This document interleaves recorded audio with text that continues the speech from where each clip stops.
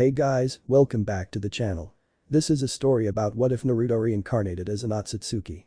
Before I start, please support for more amazing content and do consider subscribing to my channel and share this video with your friends.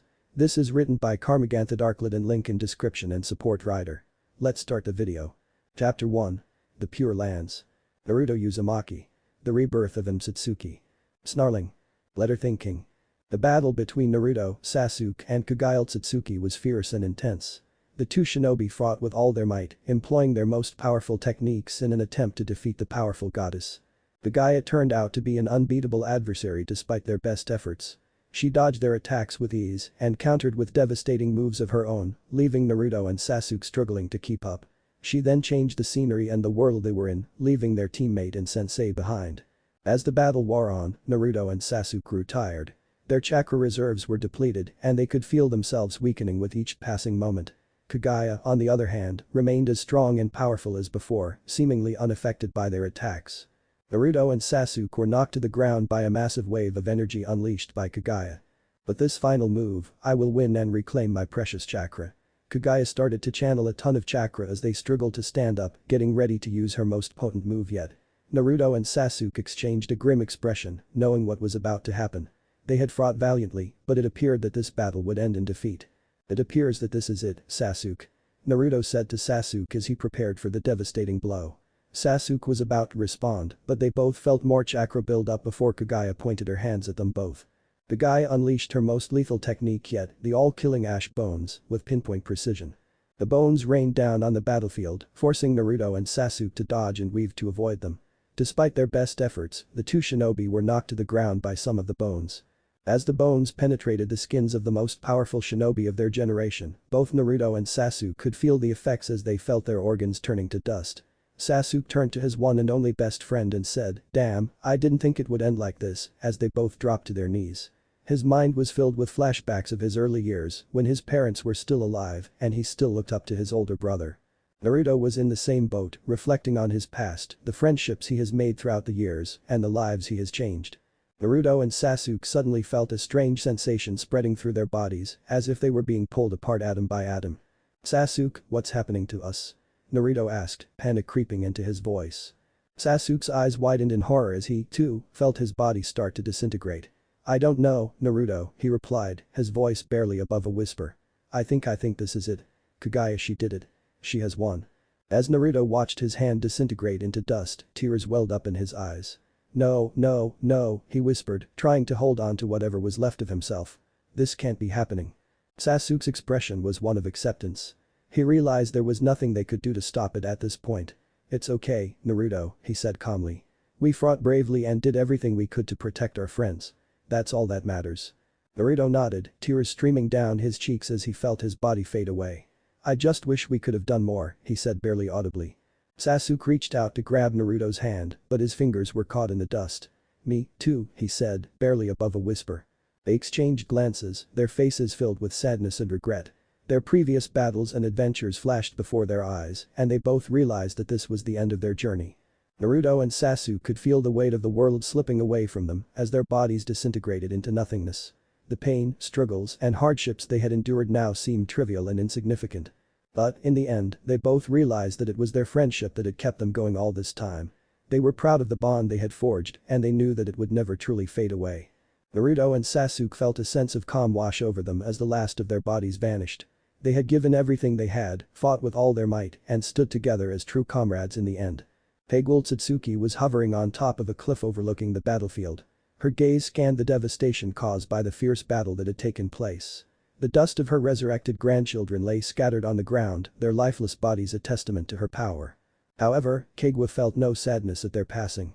Instead, she was filled with a sense of satisfaction and delight. Now that they were no longer alive, she could finally reclaim what was rightfully hers, the chakra fruit that her son had stolen from her. Kagwa noticed a dark figure emerge from the shadows as she looked down at the battlefield. Black Zetsu, the loyal servant, had remained silent throughout the battle. "Mother," he said, bowing in front of her. "Your will has been fulfilled. The chakra fruit has been returned to us." Kagwa's face lit up when she heard the news. She had waited for this moment for centuries and now it had finally arrived. She approached Black Zetsu, a wicked smile spreading across her face. "Excellent work, my loyal servant," she said. Now that we have the chakra fruit in our hands, we can start assembling an army and rule the world for all eternity. A twisted grin appeared on Black Zetsu's face as he nodded. Yes, mother. Our victory is guaranteed. When she told Zetsu to remove the last few annoyances before they left the world, he began to smile. Scene change. When Sasuke and Naruto opened their eyes, they were blinded by light. What's happening? Before they opened their eyes, they both thought. As they entered the small town, they were greeted by a magnificent set of gates that were carved with elaborate patterns and designs. The gates tower high above you and are made of a rich dark wood that has been polished to a glossy sheen. Their tops are embellished with elaborate carvings of animals, flowers, and other symbols. Through the gates, the pair enters a bustling town square where villagers are going about their daily activities. The sound of their conversations mingles with the clatter of horses' hooves and the occasional dog bark. The massive castle can be seen in the distance, its walls made of towering stone blocks and its turrets reaching for the sky. At the base of the castle is a grand town hall with a golden roof and windows that sparkle in the sunlight. They observe as they stroll through the town that each structure appears to have been carefully designed and constructed with attention to every last detail. The homes are constructed of wood and stone, have thatched roofs, and have tiny gardens brimming with vibrant flowers. The villagers exuded friendliness and hospitality. Children play in the streets, merchants sell their wares in the market, and farmers tend to their fields as Naruto and Sasuke watch. However, as soon as the villagers saw them, they all stopped what they were doing and began to bow in respect to them. Hey, why are they bowing to us? How the hell am I supposed to know? As they approached the castle, you could feel the weight of history and tradition in every stone and brick. The castle and town hall are magnificent, and you can't help but feel awe and respect for the generations of people who created and preserved this amazing place. As they were taking it all in, they noticed a man who had a dark brown cloak clipped to his shoulders, and he looked like he came from a wealthy family. It's a pleasure to finally meet you, Lord Uzumaki, Lord Uchiha, the man said as he approached them, mimicking the villagers and bowing deeply to the two godlike beings. Sasuke and Naruto exchanged puzzled looks as they tried to figure out who this man was and why he was addressing them in such a formal way. The man continued speaking before they had a chance to respond. Well, I'd love to talk more with you, but my superior Kami is waiting for you right now and we don't want to keep her waiting. The man began walking towards a nearby castle and Naruto and Sasuke trailed close behind, intrigued by the mention of a superior Kami. They were greeted by a grand hallway lined with ornate decorations and beautiful paintings as they passed through the castle gates. The man led them to a large room at the end of the hall where a woman sat on a throne. Her hair was the purest gold color and she was wearing a flowing white gown. Welcome, Lord Uzumaki and Lord Uchiha, the woman said with a soft smile. I am Kami, the goddess of your world. When Naruto and Sasuke realized they were in a goddess's presence, they bowed down before her right away. With a bow, Naruto said, Kami, it's a pleasure to meet you. What brings us to your presence, Kami? Sasuke asked, still kneeling before her. Kami smiled once more and motioned for them to rise. I have been keeping a watchful eye on the both of you, she said. Especially you, Naruto. She thought before she continued. I have seen the great deeds that you have accomplished and the many challenges and hardships you both endured throughout your lives and faced. However, you two were not meant to die. Rather, it was predestined that you would defeat the evil Kagaya and engage in a final battle to determine the fate of the shinobi world. However, she was cut off before she could finish by one of her soldiers. Lady Kami, you have been summoned immediately by the Council of Gods. Her soldier stated. What? She exclaimed even though she controls the universe with the help of the Shinigami and her twin sister, she wasn't the only goddess and even she answered to a council. I apologize, Uzumaki-kun and Uchiha-kun, Kami said, turning her attention back to Naruto and Sasuke. It seems that I must attend to a pressing matter with the Council of Gods. Naruto and Sasuke nodded in understanding, knowing that even a goddess had her duties and responsibilities. The servant then materialized after Kami snapped her fingers. She then returned her gaze to Naruto and Sasuke. Hainen will direct you to your rooms because you both have some special guests waiting for you. Sasuke and Naruto were both confused by that statement. Kami vanished in a flash of light, leaving Naruto and Sasuke alone in the grand room with Hainen. If you'll both follow me, she said as they both left the throne room and she then directed them to two rooms opposite one another in a hallway. As Naruto looked around the room, his heart swelled with emotion. He couldn't believe what he saw.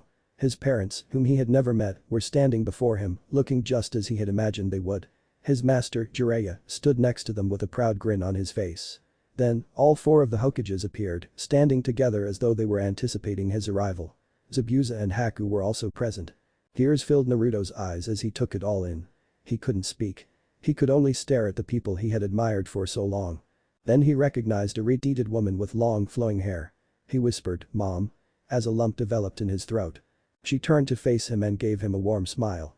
"Hello, Naruto," she said. "I'm Kushina, your mother." Naruto's eyes widened in shock. My mother?" he said again, barely above a whisper. Kushina gave a nod. "Of course, Naruto. I'm your mother." Naruto couldn't keep the tears at bay any longer. He rushed forward and wrapped his arms around her, feeling her warmth and love envelop him. Meanwhile, Sasuke was frozen in place as he looked at the ghostly images of his family. Along with his older brother Itachi, his mother and father were present. Sasuke had always imagined seeing them once more, but he never imagined it would take place in this way. He looked at his brother while simultaneously feeling both sad and angry. He couldn't understand why Itachi did what he did, but seeing him again gave Sasuke the feeling that he was finally getting some closure. As Sasuke moved forward, he noticed the two men in the corner. He didn't recognize them, but he felt like he should. They seemed familiar in some way. "Who are you?" he asked, barely audible above a whisper. The man with long brown hair took a step forward. "I'm Otsutsuki," he said. "And this is my reincarnation, Madara, whom you should know." While Naruto was still clutching his mother, he noticed a few people in the room he didn't recognize, so he gently removed his arms from his mother and pointed to the red deed with buns and a mysterious person and asked, "Who are you?" Mito interrupted Kushina as she was about to introduce her teacher, saying, "It's nice to finally meet Kushina-san. It looks like Hashirama and Kushina were right about you." She grabbed Naruto's face and said, "You are absolutely adorable." As she began to examine him. Hashirama tried to free Naruto from his wife, who was still clutching him and gushing about how he was the perfect Uzumaki prince. Hashirama sighed and turned to Naruto after he was successful with the help of his brother. "Sorry about that, Naruto-kun. My wife Mito has been looking forward to meeting you ever since she learned more about you from your mother." He said as he laughed before turning to his wife and sweat dropping as Mito was on the floor drawing circles and muttering that she wished Naruto was their son.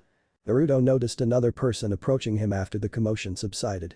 "It's nice to meet you, my reincarnation," he said as he extended his hand to Naruto. "My name is Ashura." As they shook hands. "We have a lot to discuss." As the room doors began to close, both brothers said. Once Naruto and Sasuke took their seats in their respective rooms. They noticed their mother sitting down and looking at them before they both said, "So son, tell us about your life." Everyone in both rooms began to lean in closer to hear Naruto and Sasuke's story as they sat down on the floor. The candle that was flickering cast shadows across Naruto's face as he spoke while he was sitting cross-legged on the floor of his room. His voice was low and gravelly, full of emotion, as he told his parents and the guests, Minato and Kushina, about his life. They listened intently, their faces etched with concern and sadness as they heard the many hardships that their son had endured. "I grew up completely alone," Naruto admitted, his voice cracking. "I never had any friends who wanted to be friends with me. They all despised me because of the nine-tailed fox that lived within me. I was always so lonely, so miserable." When Hiruzen and Jiraiya heard this, they lowered their heads because Hiruzen knew Naruto was a lonely child and he knew he could have done more for the child of the fourth, but his duties and responsibilities as the Hokage prevented him from properly caring for Naruto. Jiraiya found himself in a similar predicament since he was Konoha's sole spy master and didn't have time to watch over a child following the Nine Tails attack as he had to ensure that Konoha wasn't attacked by other villages when they were vulnerable as a result of the attack. Tears formed in Kushina's eyes as she reached out and took Naruto's hand. "Oh, Naruto, we're so sorry," she said, her voice shaking with emotion. "We wish we could have been there for you." Minato nodded in agreement and his eyes were also filled with tears. "We were so proud of you when we saw how strong you became," he said, his voice filled with admiration. "You've overcome so much, Naruto. We're amazed by your resilience." Naruto smiled, grateful for his parents' kind words. "Thank you, Mom and Dad," he said as he squeezed their hands. "Without your love and support, I couldn't have done it." Hiruzen and Jiraiya exchanged a solemn look, both regretting not doing more for Naruto in the past. They made a silent commitment to support him now in order to make it up to him. As the night progressed, Naruto continued to tell his story, opening up about the difficulties he had encountered throughout his life. His parents and guests listened intently, offering words of comfort and encouragement when appropriate. As the candle flickered in the dimly lit room, the group sat together, united in their love for Naruto and their determination to support him, no matter what challenges lay ahead. It was a moment of peace and healing that Naruto would remember for years to come. Kushina reached out to take Naruto's hand, tears welling up in her eyes. "Oh, my dear boy," she softly said. "We had absolutely no idea. We're truly sorry." Minato nodded, a stern but kind expression on his face. "Naruto, you've been through a lot. But you're a fighter. You've always been strong." Everyone in the room nodded in agreement. In Sasuke's room. Meanwhile, Sasuke was telling his life story to his family and the guests, Mikoto and Fugaku, across the room. He sat in his room, his face solemn as he recalled his family's tragic past. "My older brother murdered my entire family," Sasuke said, his voice low and bitter. "I was the sole survivor. Then I discovered that my brother was being controlled by someone else. It was all so painful and confusing." As her hand rushed to her mouth, Mikoto gasped. She murmured, "Oh, Sasuke. We had no idea. We're so sorry." Fugaku's expression was stony, but Sasuke could see the pain in his eyes. "You've had a tough life, son," he grumbled. "But you're in a cha. You're strong." Mikoto gave her husband a light glare for the remark, despite the fact that she was forced to marry him by their clan. She hoped he would be more open to their youngest son. Itachi cited his father's Uchiha mentality. Even Indra was dissatisfied with how his clan and descendants had evolved. At his father's words, Sasuke's shoulders slumped, feeling the weight of his clan's expectations on his shoulders. He said, his voice tinged with sadness, "I don't want to be strong. All I want to know is why all of this happened. Why did my brother do what he did?" Mikoto reached out and took Sasuke's hand. "We might not have all the answers, Sasuke," she gently said. "But we're here for you. We'll support you no matter what." Fugaku agreed with a nod, his face softening slightly. "We may not be able to change the past," he said, surprisingly softly. "But we can make a better future for ourselves." Sasuke looked at his parents with a mixture of gratitude and sadness, realizing that he had pushed everyone away for so long in his quest for revenge. But now he saw that he did have people who genuinely cared about him and wanted to see him recover. Sasuke continued to tell his story throughout the night, and his parents and guests listened with empathy and understanding. They comforted and supported Sasuke, showing him that he wasn't alone in his suffering and that there was still hope for a better tomorrow. The group sat together as the candles flickered in the dimly lit room, united in their love for Sasuke and determination to support him, no matter what challenges lay ahead. It was a moment of healing and reconciliation that Sasuke would remember for years. When Naruto and Sasuke finished their stories, both apartments fell silent. Then Minato and Kushina, Mikoto, and Fugaku rose to their feet and crossed the room to tightly embrace their sons. "We're so proud of you," Kushina said, her voice breaking up with emotion. "You've both been through so much," Fugaku added gruffly. "However, as a result of it, you've grown stronger." Scene change. As Kami approached the meeting room, she noticed the other gods and goddesses already seated. Yami, the goddess of evil and darkness, turned to her sister and said, "It took you long enough, sister." Yami rolled her eyes at her sister. Unlike her, whose domain is linked to life, her sister's domain is linked to death. As Kami sat in her chair, she looked around the room, observing the people in it. There was her sister, who looked exactly like her but had dark hair and black eyes, and then Kami turned to the god of death, who was dressed entirely in black and had lifeless dark void eyes. As she looked at him, Kami shuddered, feeling the weight of his presence in the room. He was known for his cold and ruthless nature, and Kami couldn't help but wonder what he was thinking. As she looked around the room, she noticed the tension between the gods and goddesses. It was palpable, and Kami knew that something was not right. She decided to break the silence by speaking up. "I apologize for being late. I had some important matters to attend to," Kami explained, attempting to calm the room down. "Whatever," Yami muttered under her breath, rolling her eyes once more. Kami ignored her sister's snarky remark and looked at the other gods and goddesses in the room. "So, what's the matter? Why did you call this meeting?" she asked, her voice soft but firm. The god of death spoke up. "We have a problem," he said, his voice cold and emotionless. Yami cut him off and said, "Before we start, shouldn't we wait for him?" she asked, referring to the supreme god who is their boss. The gods and goddesses were frozen, some out of fear, others out of the infinite power they could feel, as if she had summoned him, and the group heard thunder in the distance and an oozing aura flooding the room. They all turned to the door as the room door opened and saw the god of thunder and lightning as a formidable deity, revered and feared by both humans and other gods. He is a towering figure with broad shoulders and a muscular physique who exudes power and energy. His skin is a deep, almost metallic gold, and he appears to glow with an inner fire that is only heightened by the crackling electricity that surrounds him. His eyes are a piercing blue, with sparks of lightning flickering within them. He is dressed simply but elegantly in a pure white silk tunic that contrasts sharply with his dark skin. The tunic has been ripped in several places, exposing the strong muscles beneath it. He has sandals on his feet that are made of the finest leather and have intricate gold thread weaving on them. His most striking feature, however, is his hair, which is a wild, electrified mane that crackles with energy. It's a bright, almost blinding white that appears to be on the verge of erupting into a storm of thunder and lightning. As he moves, lightning bolts arc around him, illuminating the area in a brilliant blue-white light. Thunder rumbles across the landscape with each step, shaking the ground and rattling buildings. Despite his intimidating appearance, the god of thunder and lightning is not cruel or malicious. He is a force of nature, embodying the raw power and energy of the storm. He is both awe-inspiring and terrifying, a god to be revered and worshipped as well as respected and feared. Kami, Yami, and the Shinigami rose from their seats and bowed to the powerful god. Lord Karmegan, I'm sorry we started without you, said Kami, who bowed even more deeply to her boss. Karmegan just let out a chuckle, looked at her, and replied, all is forgiven, my dear. As he approached her and lightly patted her head, Kami was met with a jealous glare from her sister, who wanted to be acknowledged by him as well. Kami blushed slightly at Karmegan's attention, feeling both embarrassed and honored. She was aware that her sister Yami was always envious of the attention Karmegan lavished on her, so she kept a low profile in order to avoid further conflict.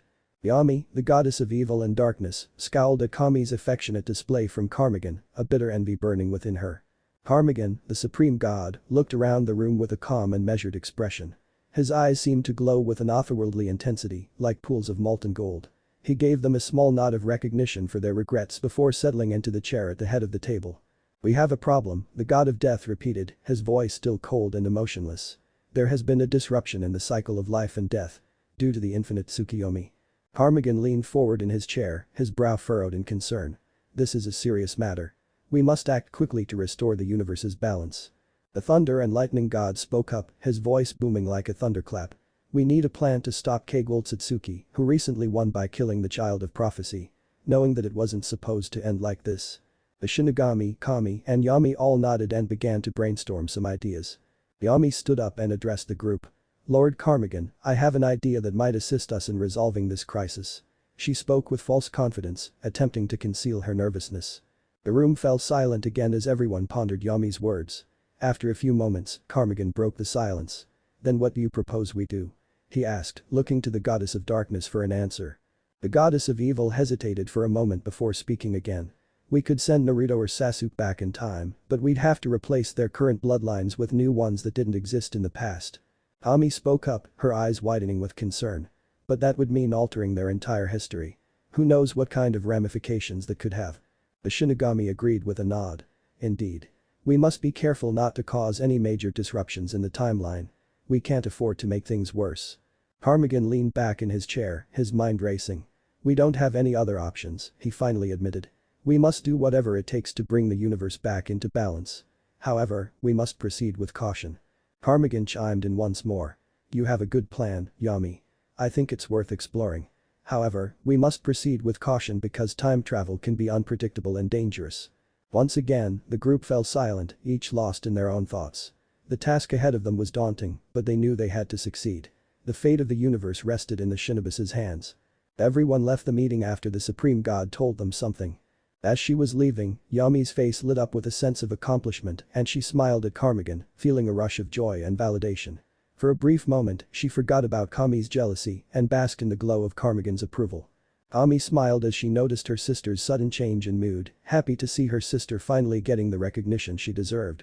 She realized they were all in this together and needed to work together to overcome the crisis that threatened the universe. Scene change. Both Naruto and Sasuke were talking and laughing with their respectable parents in their respective rooms when they heard knocking on their doors and saw two of Kami's servants.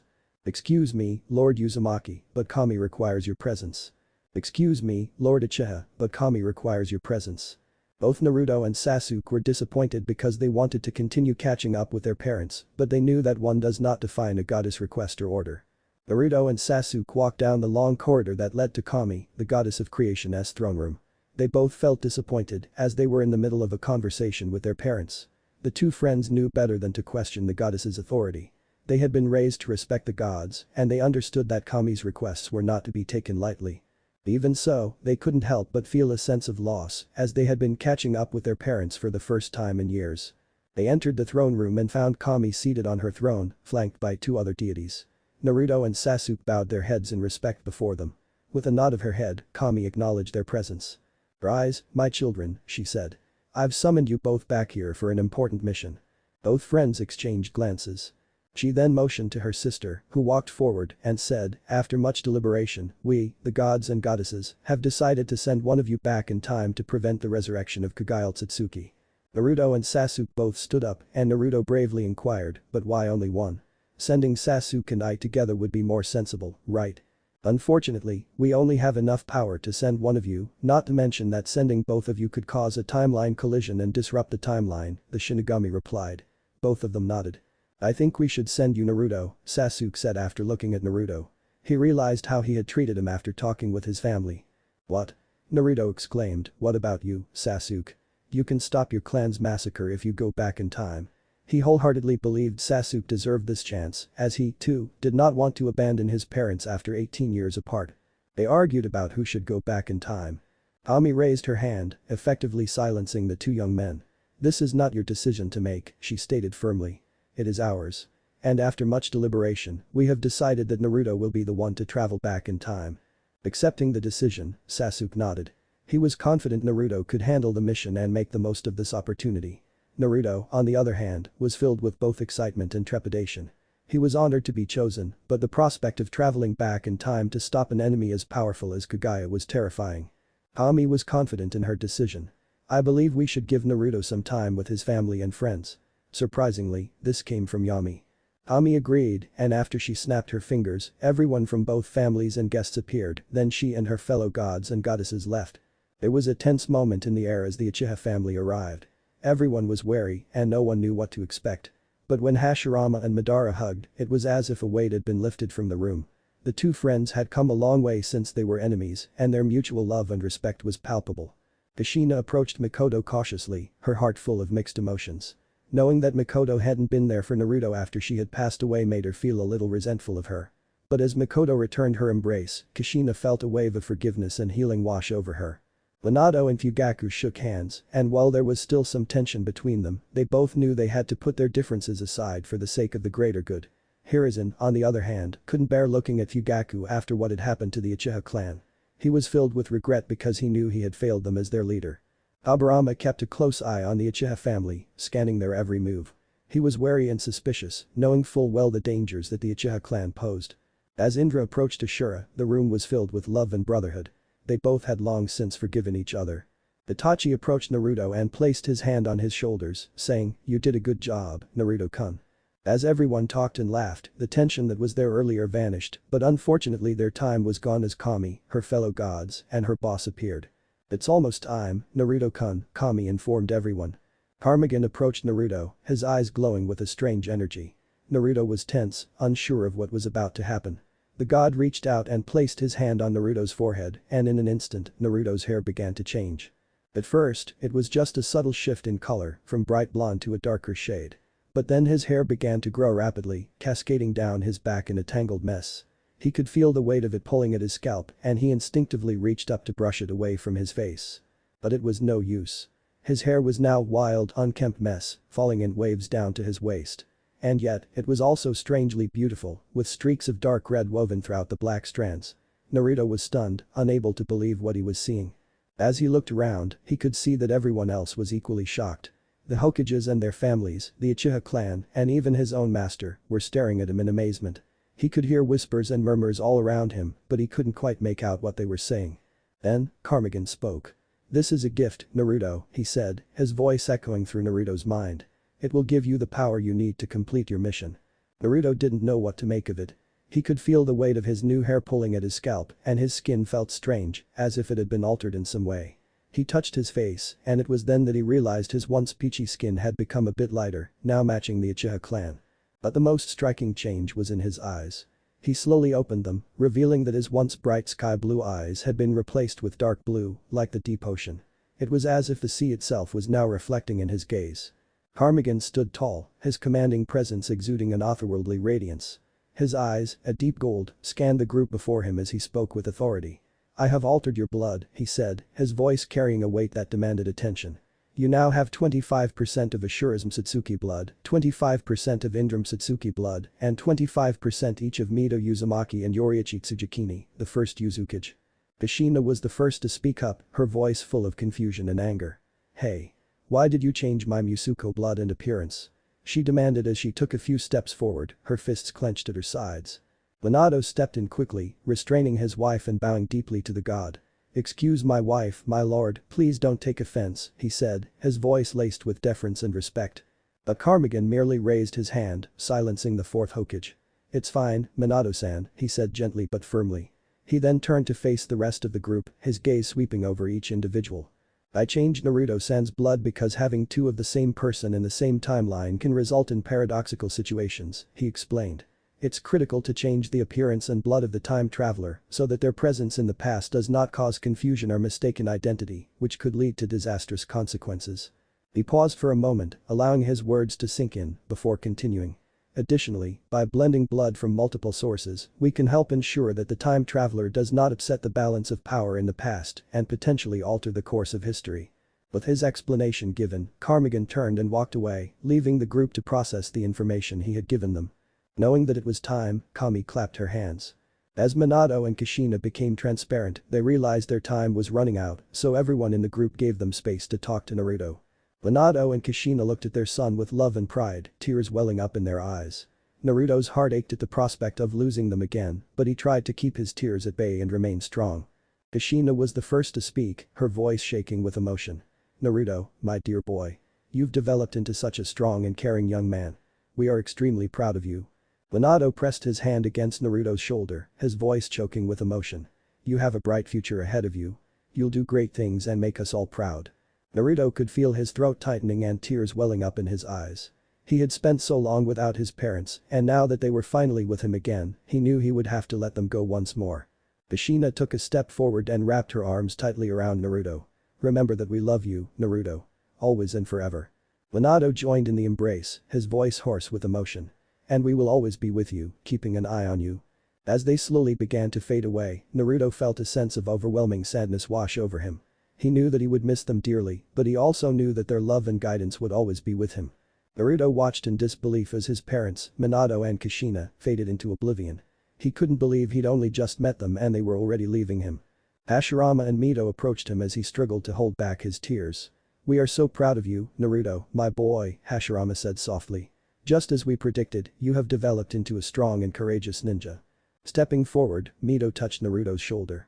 "You have your father's tenacity and your mother's warmth. You are a true Uzumaki and Namikaze, and we know you will continue to make us proud." "I will do my best to honor my family's legacy," Naruto said, his voice trembling. Hashirama and Mito both smiled at him before turning transparent and fading away. Tobirama approached Naruto with a warm smile before speaking. "Naruto, my boy, you have developed into a mighty and upright shinobi." Tobirama placed a hand on Naruto's shoulder and said, "Your friends would be proud." "Thank you, Lord Hokage," Naruto said, tears streaming down his cheeks. "I have one last request for you, Naruto," Tobirama continued. "Keep a close eye on the Uchiha clan. They are a powerful and proud clan, but they are plagued by a darkness that threatens to consume them. They need someone like you to guide them and keep them on the right track because you understand the value of bonds and the importance of forgiveness." "I understand, Lord Hokage," Naruto said firmly to Tobirama. "I will do everything in my power to assist the Uchiha clan and prevent tragedy from befalling them." Tobirama smiled, "I have faith in you, Naruto. I know that you will be a great leader, just like your parents before you." With that, Tobirama placed a hand on Naruto's forehead and faded away. Fugaku and Mikoto Uchiha bowed their heads in shame as Naruto approached them.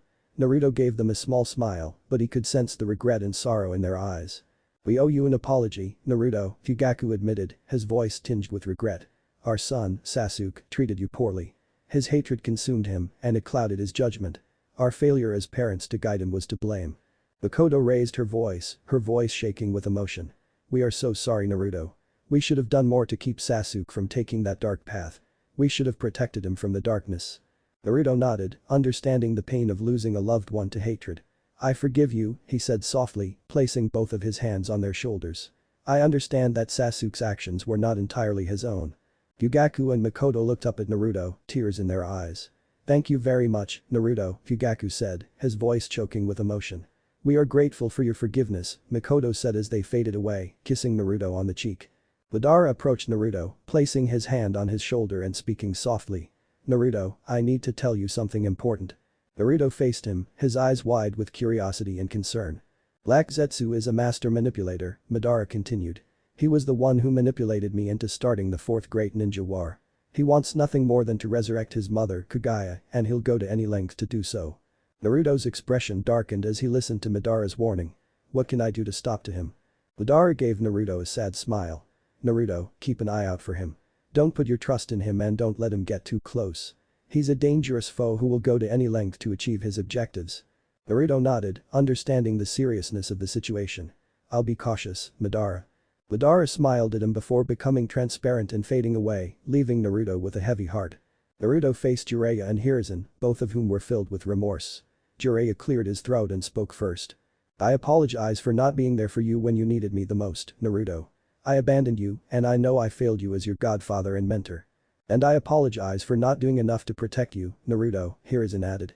I should have intervened and stopped the villagers from mistreating you. As Hokage, it was my responsibility to ensure the safety and well-being of all our citizens, and I failed to do so. Naruto looked at them both, a mixture of sadness and understanding in his eyes.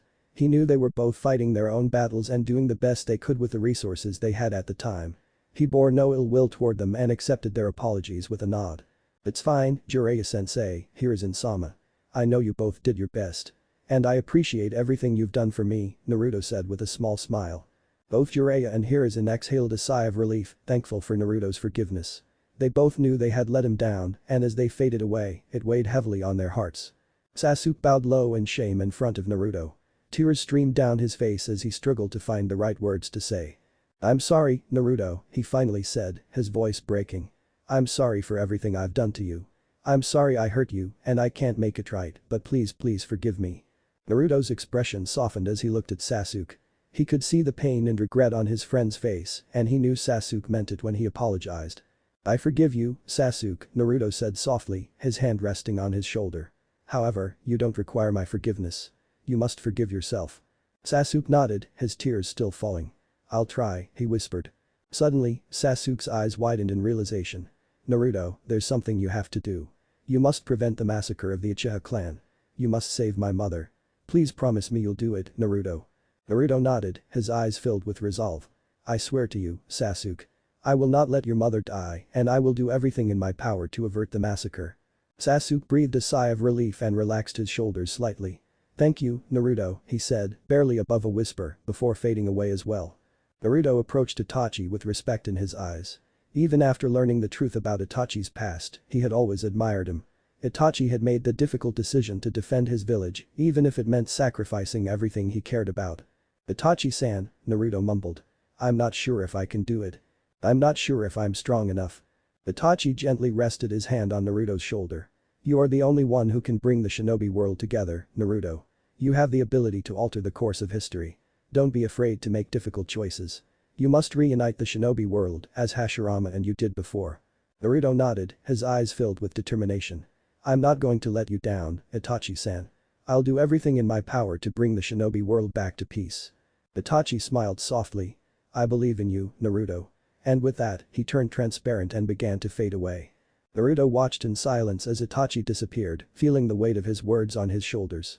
He knew that Itachi was right. He couldn't be afraid to make difficult decisions in order to protect his village and bring peace to the shinobi world. Itachi's words echoed in Naruto's mind as he took a deep breath and prepared to face whatever challenges lay ahead. A low rumbling noise echoes through the air as the air around Naruto shimmers and distorts.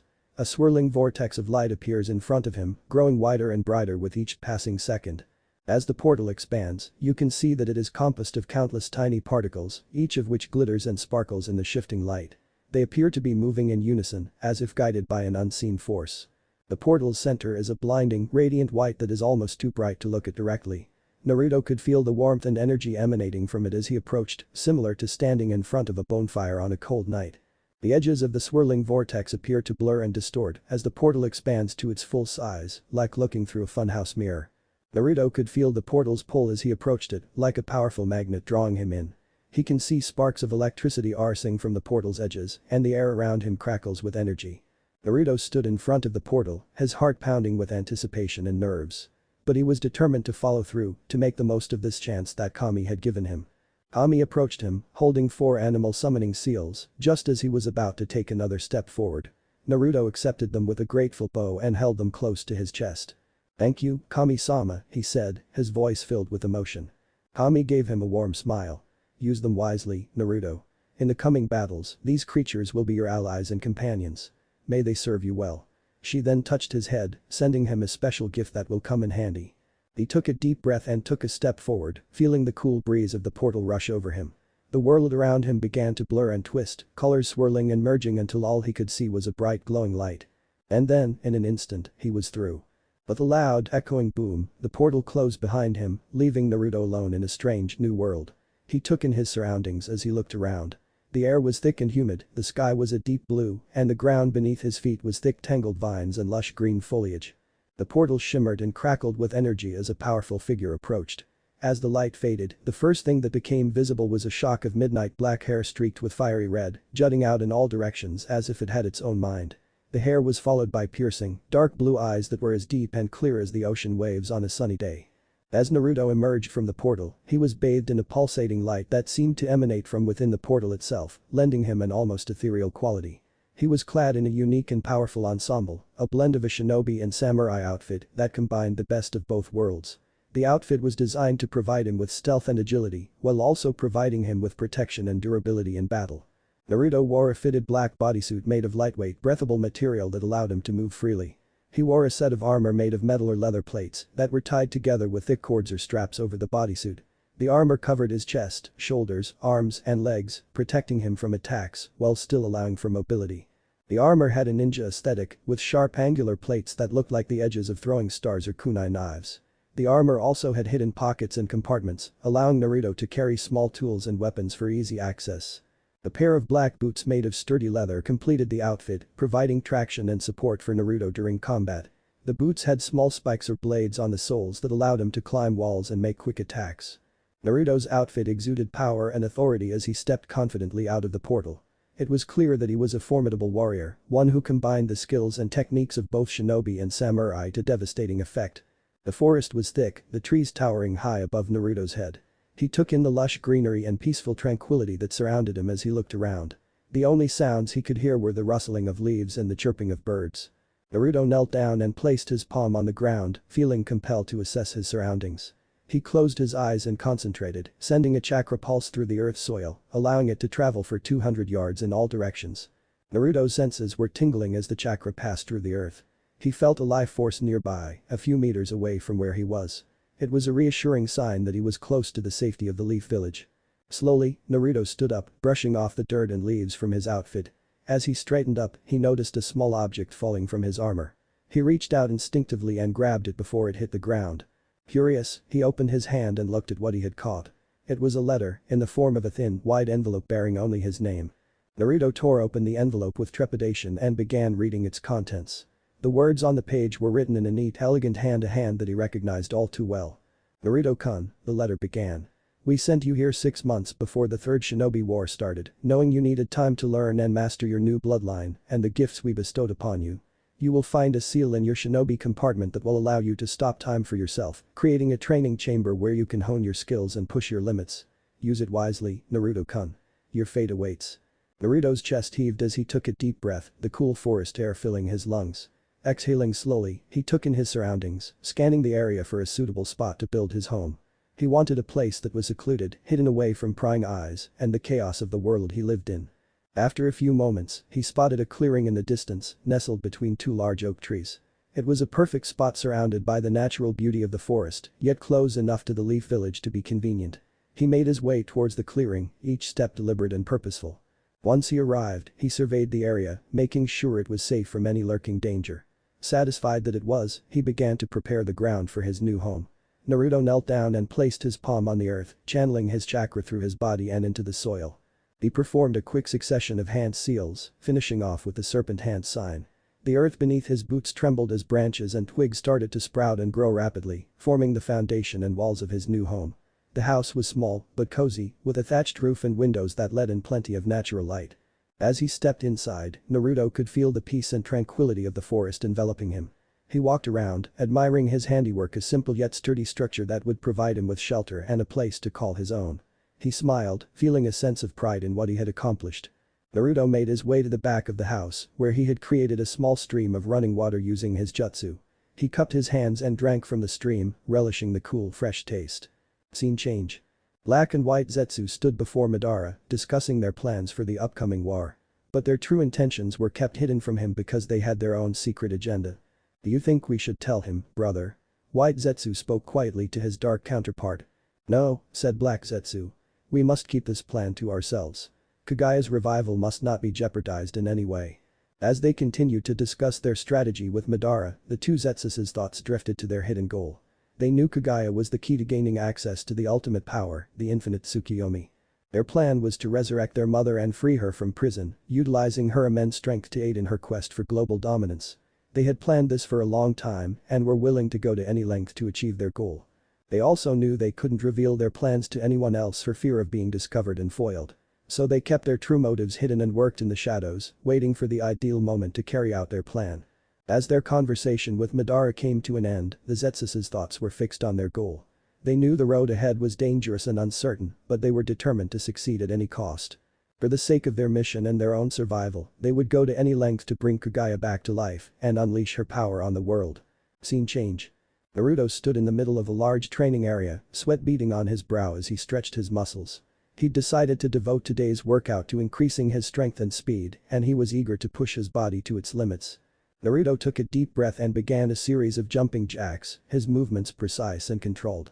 He could already feel the strain in his muscles, but he pushed on, determined to make progress. Naruto then progressed to push-ups, his muscles protesting with each repetition.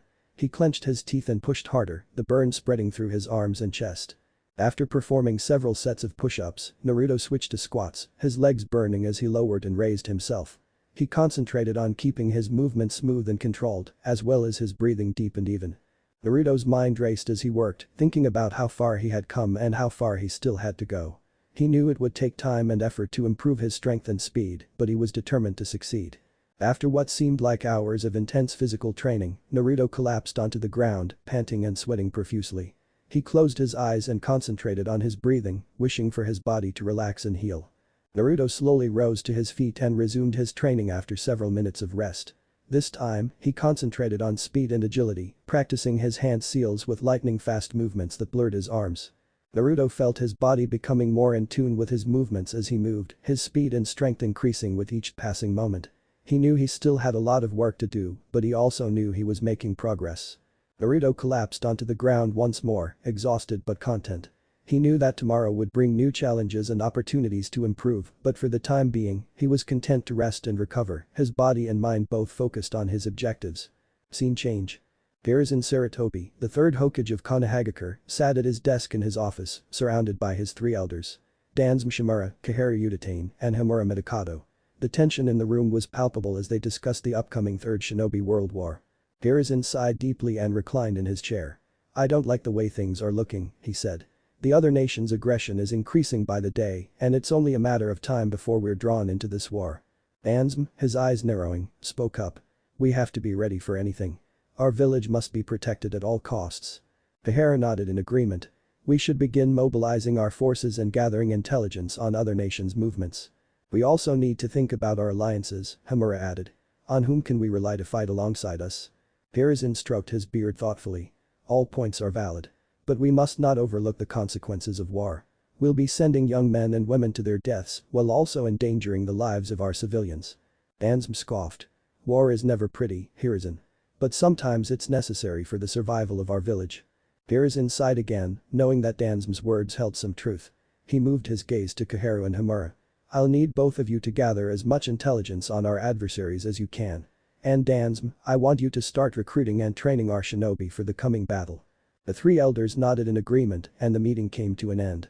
Hiruzen couldn't shake the sinking feeling in his stomach. He hoped that they would be able to survive the Third Shinobi World War, which he knew would be the most brutal and devastating conflict the ninja world had ever seen. Scene change. It had been 2 weeks since Naruto had dedicated himself to improving his speed and strength. He sat on his bed, thinking about his training sessions. The one that stood out the most was when he combined his wood-release jutsu and Sharingan. Flashback. Naruto stood in the center of the forest, surrounded by tall trees that towered above him like sentinels. As he concentrated on combining his wood-release jutsu with his Sharingan, the rustling of leaves and chirping of birds provided a soothing background. Naruto closed his eyes, focusing his chakra and molding it into his wood-release jutsu. He inhaled deeply, feeling the energy rush through his veins as he raised his hand. He visualized the trees around him, their branches and roots, and the way they were connected to the earth. The trees responded when he pushed his chakra outwards. The bark of the trees began to twist and warp as if made of rubber, bending and moving in response to Naruto's commands. He grinned in satisfaction as he watched the forest reshape itself at his command. The trees began to entwine with one another, forming a maze-like path that only he could navigate. Naruto continued to push himself, using his wood-release jutsu to bend the environment to his will. Next, he activated his Sharingan, and his eyes glowed a deep red. As his perception sharpened, the world around him changed. He could see the individual leaves on the trees, as well as their veins, and the way they swayed in the breeze. He could see the tiniest insects crawling through the grass and the wind rustling the leaves. Naruto twirled his staff at breakneck speed, striking the air with a series of quick jabs and thrusts. As he practiced, the lines of chakra flowed through his body and into the staff, and he could feel his control over his wood-release jutsu growing stronger. He twisted the trees into shapes he never imagined possible, creating intricate designs. He used his chakra to build towering wood walls and bridges made of branches. The forest had become his playground, and he reveled in his newfound power. He continued to put his skills to the test for hours, shaping the environment with his wood-release jutsu in increasingly complex ways, while his Sharingan tracked his every move. As his chakra control grew, he moved faster, stronger, and more precisely. At last, Naruto's muscles began to ache, and his eyelids became heavy. He lowered the staff slowly to the ground, a sense of accomplishment washing over him. He knew that he had taken a significant step forward in mastering his Sharingan and wood-release jutsu. Naruto sighed contentedly as he gazed around at the forest he had created. He knew that there was still much to learn, but he was getting there, step by step. He was prepared to face whatever challenges awaited him now that he possessed his wood-release jutsu, Sharingan, and many other abilities. Time skip. Naruto stood in the midst of a dense forest, his wooden katana tightly gripped in his right hand. He'd summoned a shadow clone to practice with, complete with its own wooden katana. The air was cool and damp, with earth and greenery scents mingling in his nostrils. He dressed simply, with his sleeves rolled up to his elbows and his collar slightly awry. As he moved, sweat beaded on his brow, muscles tensing and releasing with each fluid motion. He'd chosen to practice in the forest today, looking for a more difficult environment to put his skills to the test. The uneven terrain and obstructive foliage made maneuvering difficult, forcing him to adapt to the ever-changing landscape. With the added challenge of a clone, he knew he'd have to be at his best. They began with simple strikes, moving through the familiar motions of the basic forms they had learned from the scrolls. They began to experiment as they warmed up, incorporating more complex techniques and combinations. They moved with grace and ease, weaving in and out of the trees and undergrowth. Their blows were quick and precise, the wooden blades whistling through the air as they sliced through fictitious opponents. The clone was a worthy opponent, going blow for blow with Naruto. They moved in perfect unison, the clashing of their wooden blades echoing throughout the forest. However, as they practiced, Naruto began to gain the upper hand. He could sense the clone's movements ahead of time, anticipating its strikes and countering with his own. They kept sparring, pushing each other to their limits. Naruto's face was drenched in sweat, his breathing ragged and labored. But he refused to give up, determined to master the art of Kinjutsu. After what seemed like an eternity, they both lowered their wooden blades. Naruto's arms trembled with exhaustion, but he couldn't help but grin with satisfaction. He'd learned so much from the experience, honing his skills and developing a new appreciation for the shadow clone technique's power. As the clone vanished in a puff of smoke, Naruto stood alone in the woods, his wooden katana at his side. He was well aware that there was still much to learn and master. I should use the Sharingan next time. Naruto spoke to himself. End of flashback. Naruto stood in the center of a large training area, the air around him charged with electric tension. His piercing Sharingan eyes darted around, surveying every inch of the terrain. He had summoned multiple shadow clones, each one bearing a different chakra affinity, and was now fully engrossed in a rigorous sparring session with them. The clones were quick and nimble, but Naruto's reflexes were sharper than ever. His Sharingan gave him extraordinary vision, allowing him to discern their movements with remarkable clarity. As they charged at him, Naruto countered with lightning-fast moves, effortlessly combining his chakra affinities. Naruto performed an intricate series of hand signs with astounding speed and precision in the blink of an eye, culminating with the rat hand sign. He directed a powerful surge of lightning chakra at one of the clones, while directing a sharp blast of wind chakra at another. The wind knocked the first clone off its feet, sending it hurtling through the air, while the lightning struck the second clone in agony. The remaining clones retaliated quickly, unleashing a barrage of earth-based attacks and an impending wave of water chakra that threatened to engulf Naruto completely. Naruto sprang into action, his Sharingan blazing, dodging and weaving with remarkable agility. He erected a formidable earth chakra wall to deflect the incoming attacks, followed by a fierce burst of fire chakra that engulfed one of the clones in flames. The remaining clones regrouped in preparation for a counter-attack, but Naruto was prepared. He channeled all 5 chakra affinities together in a potent and explosive combination. A flood of water chakra mixed with a blast of wind chakra, surrounded by a halo of lightning chakra, all contained within a sphere of earth chakra crackling with scorching flames.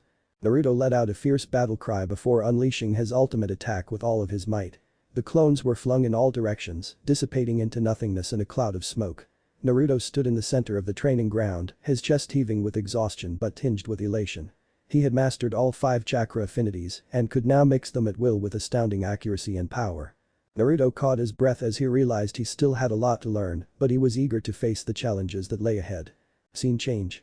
There was a noticeable tension between the 5 major shinobi villages of Konohagakure, Sunagakure, Kurigakure, Kumagakure, and Iwagakure prior to the start of the Third Shinobi World War. Each village had its own unique culture, values, and way of life, which often clashed with those of other villages. This tension was fueled by the village's deep sense of competition and rivalry as they vied for power, resources, and influence in the shinobi world. Each village sought to gain an advantage over the others and often resorted to espionage, sabotage, and other shady tactics to do so. Simultaneously, there was a delicate balance of power between the villages, with each carefully monitoring the actions of the others to prevent any one village from gaining too much influence.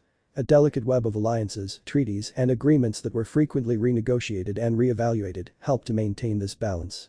The smaller, less noticeable villages that were dispersed throughout the land were also a source of conflict because the larger shinobi villages frequently viewed them with mistrust and apprehension.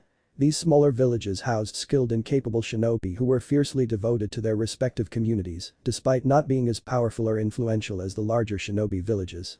The larger villages were concerned that they would become a breeding ground for rogue shinobi, endangering the stability of the entire region. Overall, the conflict between shinobi villages prior to the Third Shinobi World War was a complex and multifaceted issue, fueled by a mix of competition, rivalry, suspicion, and fear.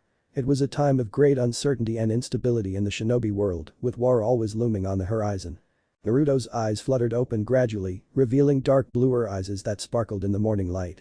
The warmth of the sun felt good on his skin, casting a pleasant glow across the room. He felt his muscles stretch and tense as he sat up, signaling the start of a new day. With a confident stride, Naruto stood up, feeling the cool touch of the wooden floor beneath his feet. He inhaled deeply, the fresh air filling his lungs with a burst of energy. His heart beat faster as he realized that today was the day he would embark on a new mission. Naruto's thoughts turned to his training as he walked towards the shower. He'd spent countless hours honing his craft, mastering the powerful wood release technique with ease.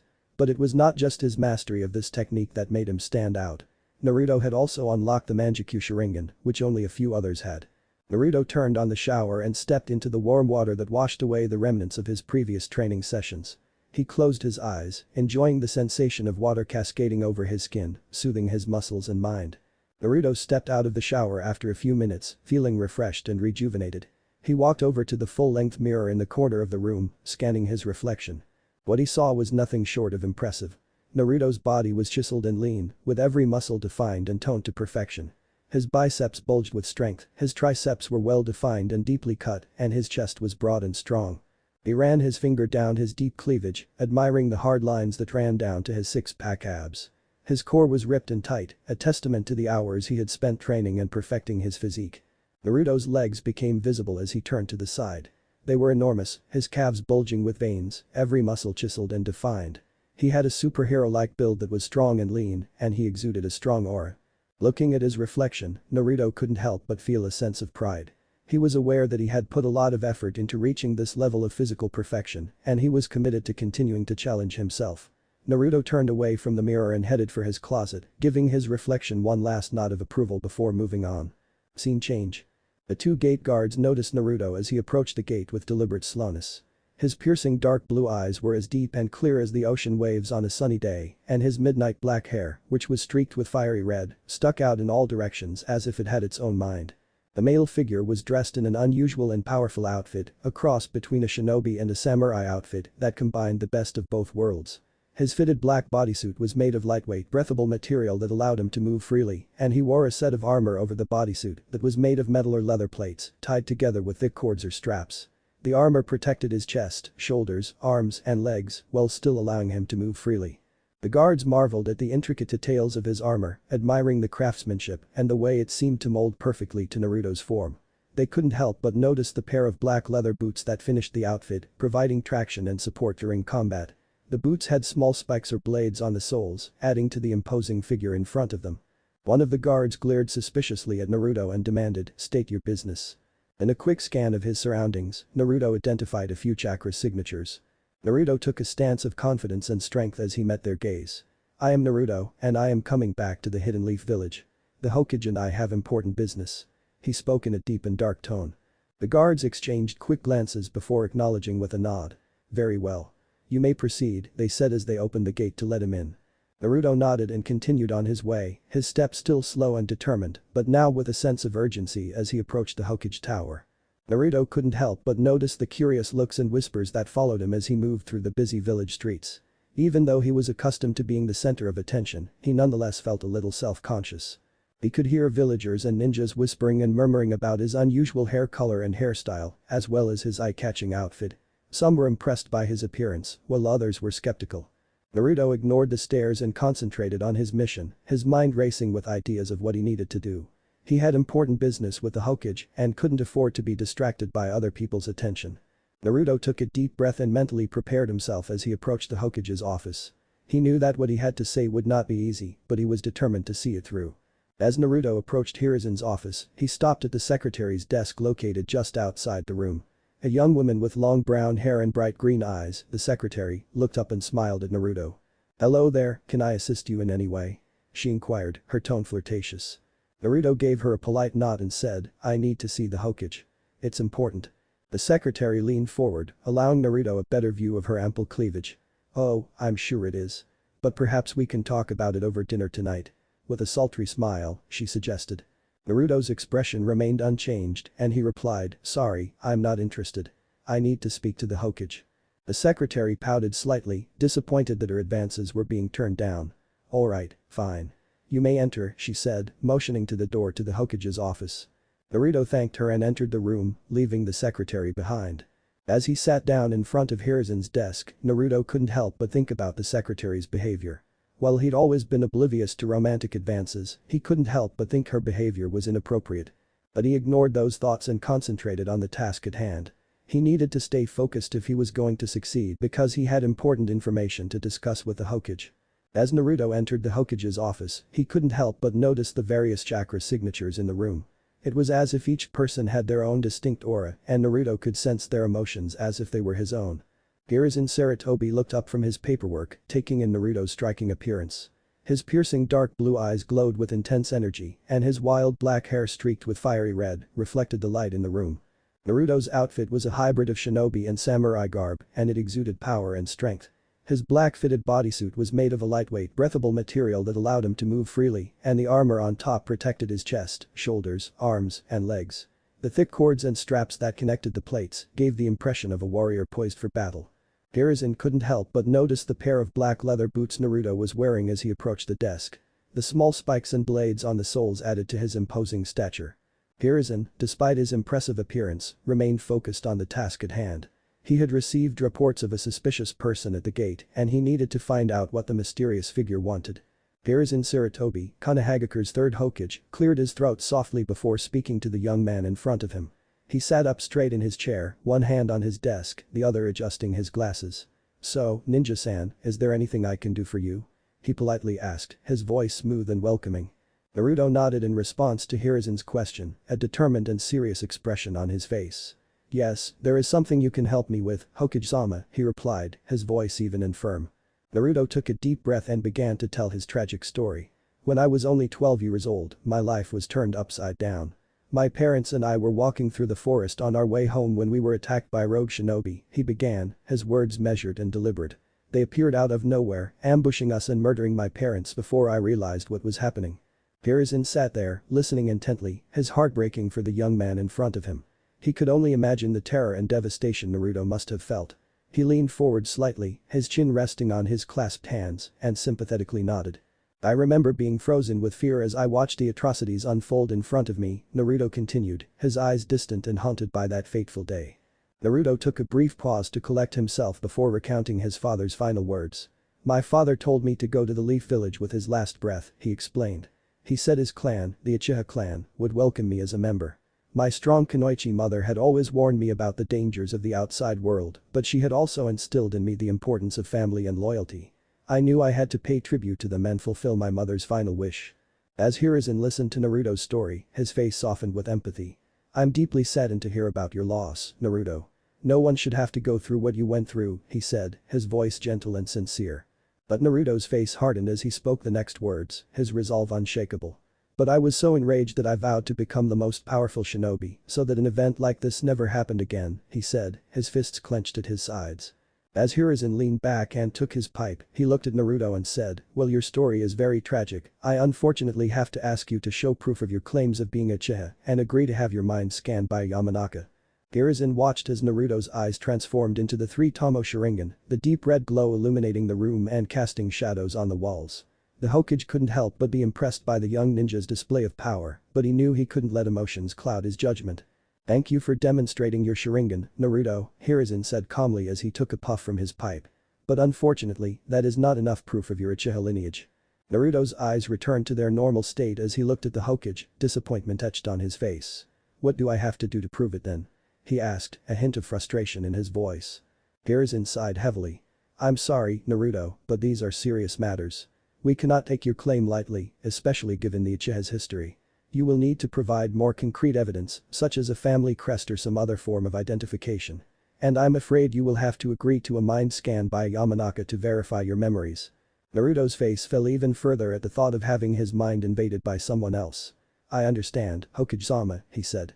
Hiruzen nodded before turning to the dark corner of his office and saying, Panda, could you please bring Lord Yamanaka to my office? Panda, a small and agile ninja, appeared from the shadows, bowing slightly. At once, Hokage-sama, he said before vanishing again.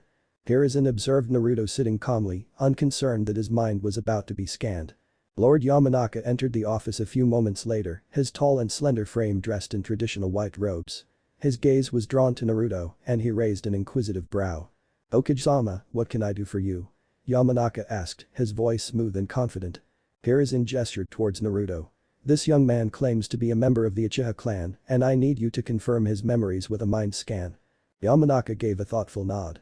I see. Well, Shinobi-san, if you would be so kind as to sit down and relax, we can begin the process. Naruto nodded and took a seat in front of Yamanaka.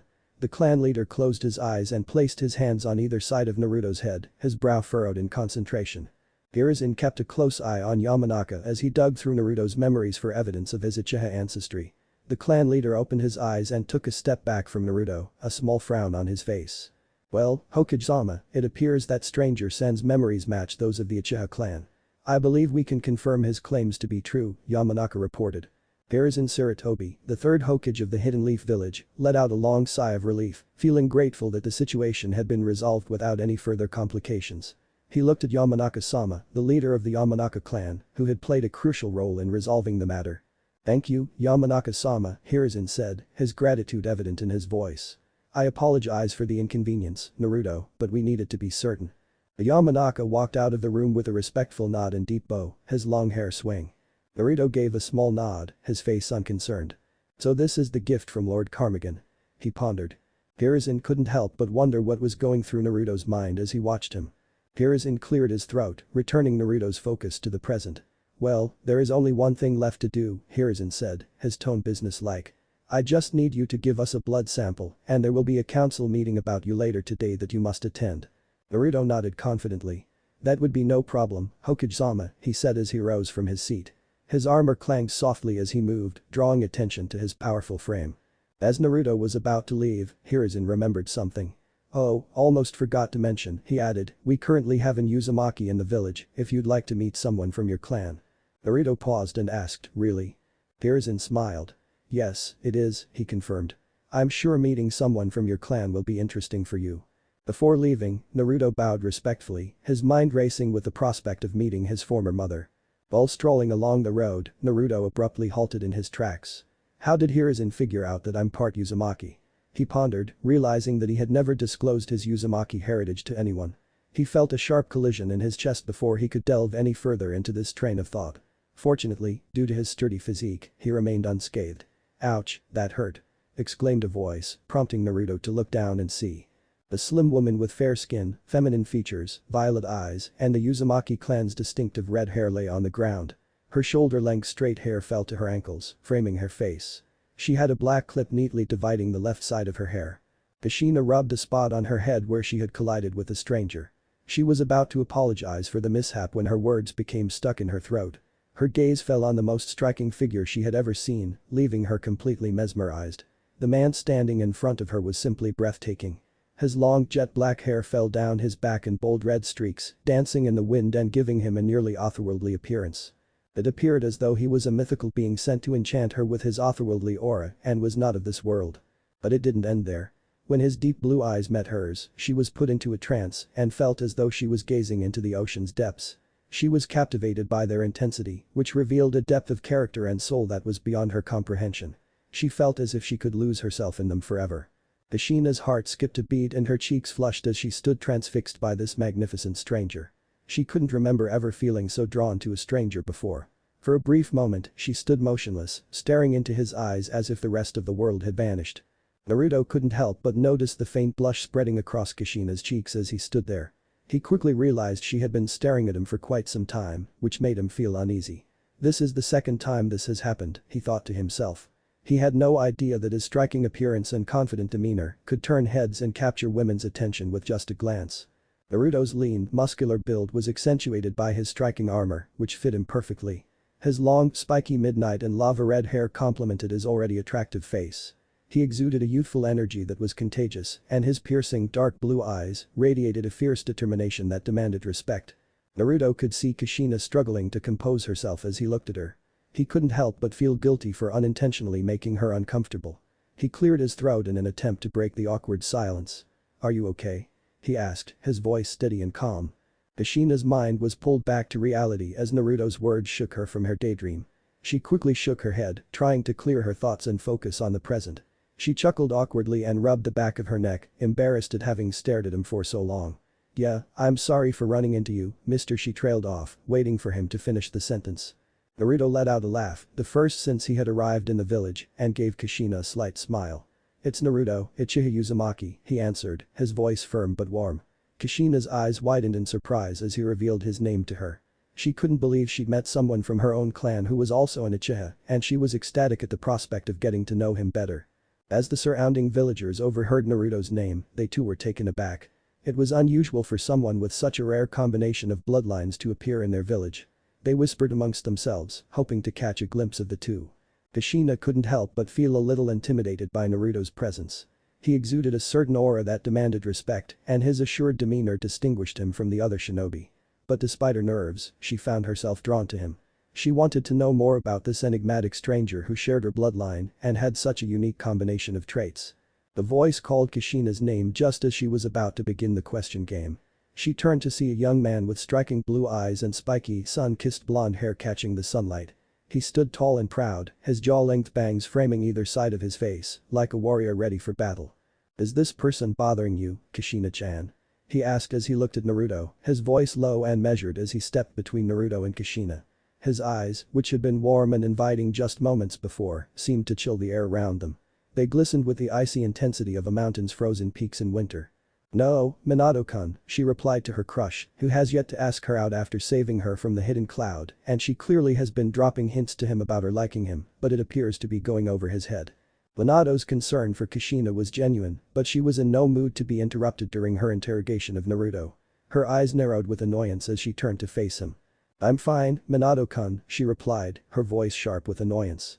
Minato hesitated for a moment, his concern for her well-being still evident on his face. "But he's a stranger," he began to say, but was cut off by Kushina's hair suddenly splitting into 9 parts.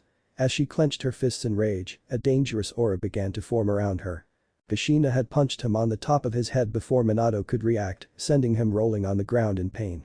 "You should know better than to interrupt me when I'm in the middle of something important," she scolded him, her voice echoing through the streets. Naruto watched in awe and fear as Kushina unleashed her legendary red hot-blooded habanero temper. He'd heard stories about it and even experienced it himself, but seeing it happen to someone else was something entirely different. He couldn't stop himself from thinking, wow, she's scarier than Kurama. Meanwhile, Minato continued to rub his head, attempting to recover from the blow. He couldn't help but laugh despite the pain. "You never cease to amaze me, Kushina-chan," he said, his voice laced with laughter. Kushina huffed, but a small smile tugged at the corners of her mouth. She couldn't stay angry at Minato for long, especially since he was so cheerful about everything. "You're lucky I didn't hit you harder," she teased, her rage fading. Naruto marveled at their close friendship as he watched them banter back and forth. He couldn't help but be grateful for what he had learned today. No matter how concerned you are, never interrupt a red-hot-blooded habanero. After the dust settled from the earlier altercation, Minato was quick to apologize for his behavior. He extended his hand toward Naruto and bowed deeply. "I sincerely apologize for my behavior," he said. Naruto, being the laid-back individual that he was, simply waved it off. "No worries, man. I know you were just looking out for Kushina," he said with a friendly grin. Kushina, who was still intrigued by Naruto's character, suggested they all go out to eat. Minato agreed, still feeling a little guilty about his previous actions. As the three future legends walked down the street, Naruto couldn't help but feel a sense of excitement. He had always wanted to get to know Minato and Kushina better, and this was the perfect opportunity. "So, where are we going?" he asked, his eyes twinkling. Kushina's face lit up at the mention of food. "There's a restaurant in town that makes the best ramen," she said, her mouth watering at the prospect. "Ichiraku ramen." She grabbed Naruto and Minato's hands and dragged them towards the restaurant without warning. Naruto couldn't help but chuckle at Kushina's enthusiasm. "I guess we're going to Ichiraku ramen then," he said with a grin. A savory smell of ramen filled their nostrils as they approached the restaurant, making their stomachs grumble in anticipation. They sat down at a table and began perusing the menu. Kushina's eyes widened with delight as she read through the various flavors. "Miso ramen, shoyu ramen, tonkatsu ramen, want to try them all," she exclaimed, her mouth watering. Minato chuckled at her enthusiasm. "You're going to have to pace yourself, Kushina-chan. We don't want you getting a stomachache," he teased. Naruto couldn't help but be thankful for this opportunity. Here he was, sitting at a table with his former parents, who are the most legendary ninjas in history, enjoying a delicious bowl of ramen. Life couldn't get any better than this. As the group looked over the menu, Tsuchi Ichiraku grinned warmly at them and waited for their orders, while his eyes glistened with pride. He had been operating this little ramen shop for a few years, and the village knew it as the place to go for hearty, flavorful ramen. Tsuchi nodded approvingly and scribbled Kushina's order, the Sapporo ramen order, in his notebook, his pen moving with practiced ease. He then turned to Minato, who had requested the abura soba. Tsuchi's eyebrows raised slightly in surprise. The abura soba was an unusual choice, as it was a noodle dish without soup, but he didn't question it, simply scribbling the order down. Finally, he turned to Naruto, who requested the tonkatsu ramen. Tsuchi nodded in agreement, his eyes twinkling with amusement. He'd seen a lot of young ninja like Naruto come through his doors, and he knew they had big appetites. He made a mental note to add more noodles to Naruto's bowl, knowing how much the young man would appreciate it. "Excellent choices," he said with a grin. "Your orders will be out in just a few minutes. In the meantime, may I get you something to drink?" Kushina asked for a glass of water, while Minato and Naruto both requested tea. Tsuchi nodded and quickly made his way back to the kitchen, his heart full of satisfaction. Nothing made him happier than seeing his customers enjoy his food, and he knew this trio of young ninjas would be no exception. As they waited for their food, Kushina turned to Naruto and said, "So Naruto-sama." Naruto raised his hand and said, "Please, Kushina, I hate suffixes. Just call me Naruto." Kushina nodded, glad to see another person who detested suffixes. Minato just raised his brows and remained silent. "So, Naruto, you mentioned that you're part Uzumaki?" she asked, her eyes wide with curiosity. Minato was taken aback by the news, surprised that Kushina had found someone from her clan. Even though she was happy in the leaf, he knew that she still missed her family.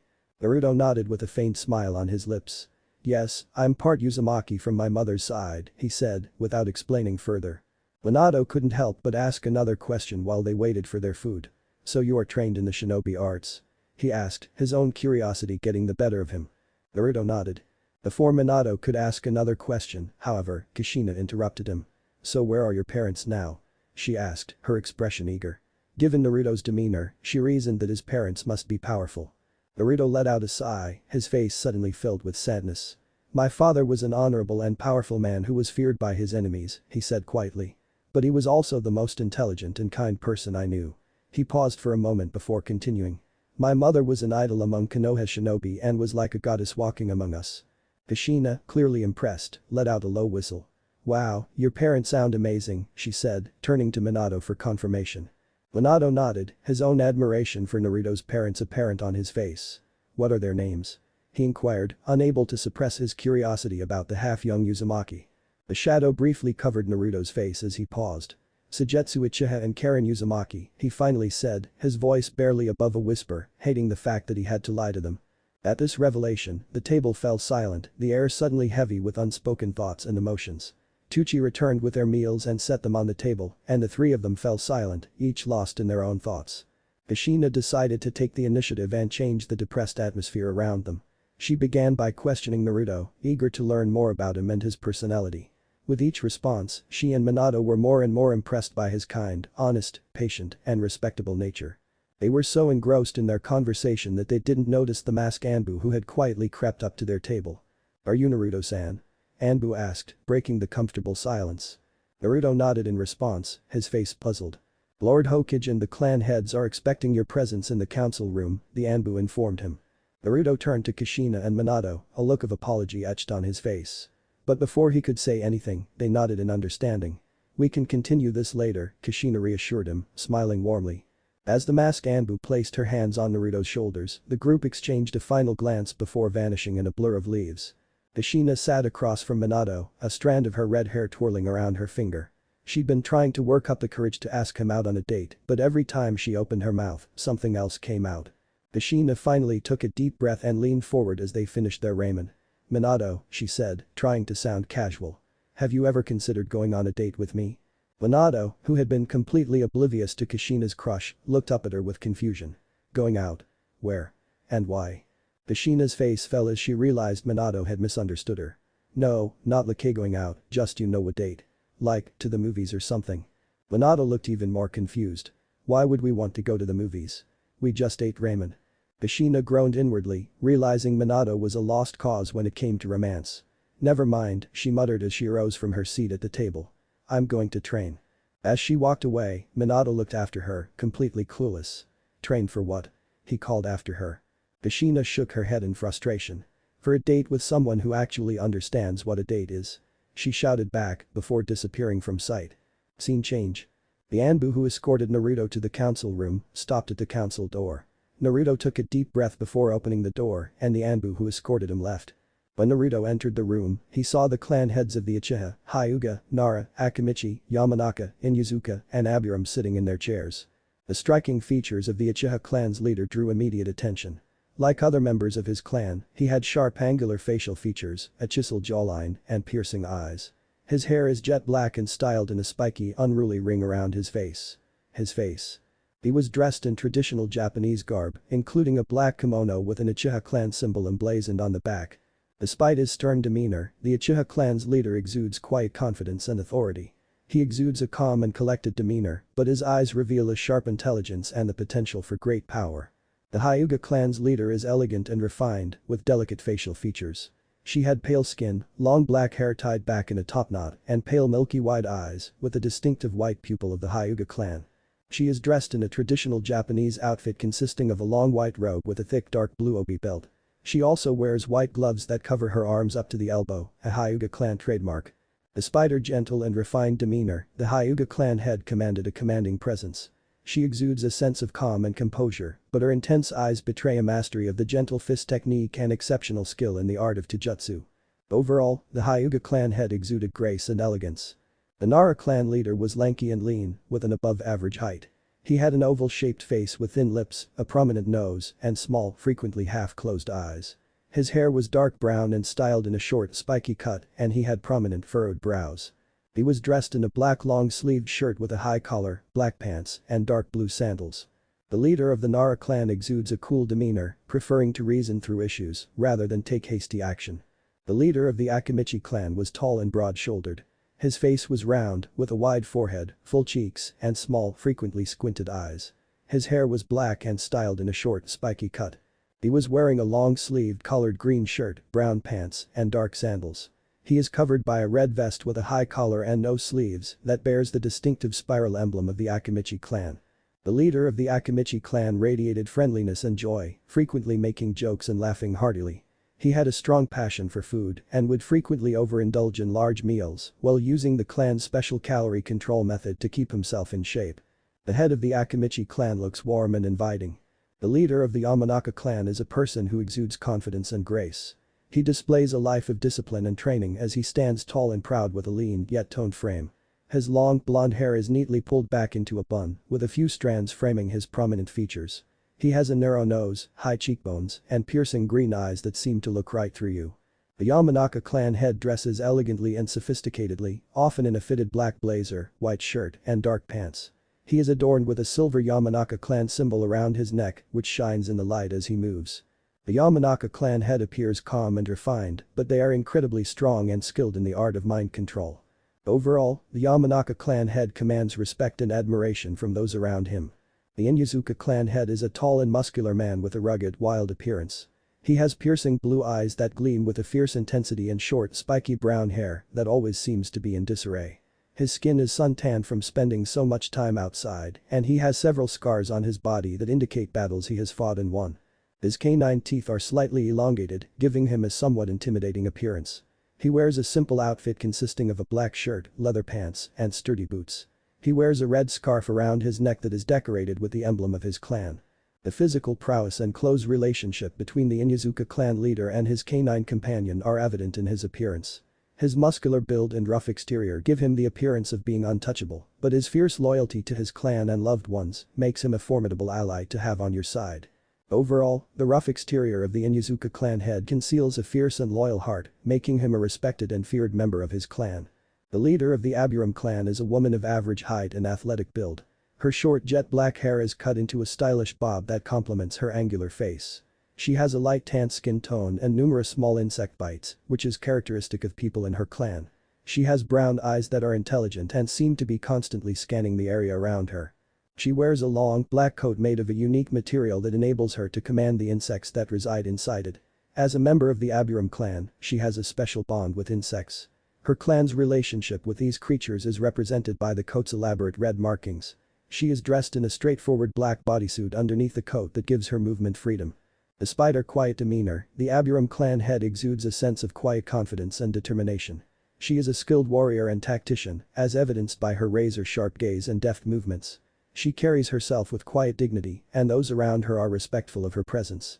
Overall, the Aburam clan head's special affinity for insects, along with her keen intellect and unyielding resolve, make her a formidable foe in combat and a well-respected figure within her clan. Hiruzen greeted Naruto with a warm smile, as the room fell silent as soon as he walked in. Naruto could feel the piercing eyes of the Uchiha and Inyazuka clans on him, making him slightly uncomfortable. Ryota Uchiha spoke up, scrutinizing Naruto's appearance. "So this is the person that you said is part of my clan, Hokage-sama," he said, eyeing Naruto up and down. Kita Inyazuka was equally intrigued, eyeing Naruto's armor with a predatory glint in his eye. "I can't wait to have a spar with him," he thought to himself, rubbing his hands together in anticipation. The Saki Hyuga and Sayaka Aburam remained quiet, but Naruto could sense that they were sizing him up as well. He tried to maintain a calm demeanor, despite feeling like a specimen under a microscope. That Sayonara appeared to be half asleep and uninterested in the meeting, but that was far from the truth. His eyes speak as if he's seen many wars and experienced great loss. The Nara clan head thought. The village elders also looked at Naruto. Hiruzen cleared his throat before speaking. "Now that you are here, we can begin." Scene change. As Kushina made her way through the bustling streets, she couldn't help but admire the scenery around her. Everything in sight was bathed in a cozy glow from the sun's bright light. The leaves of the trees glistened like emeralds in the sunlight as they gently rustled in the breeze. As she approached the clearing where she and her best friend usually hung out, she felt a wave of contentment wash over her. Her heart skipped a beat when she saw Mikoto sitting on a log as she entered the clearing. Mikoto was always beautiful, but she looked especially stunning today. Her fair skin was flawless and radiated with an radiance that was almost otherworldly. With bangs that hung on either side of her face, framing her gorgeous features, her long, silky black hair fell down her back in a straight glossy waterfall.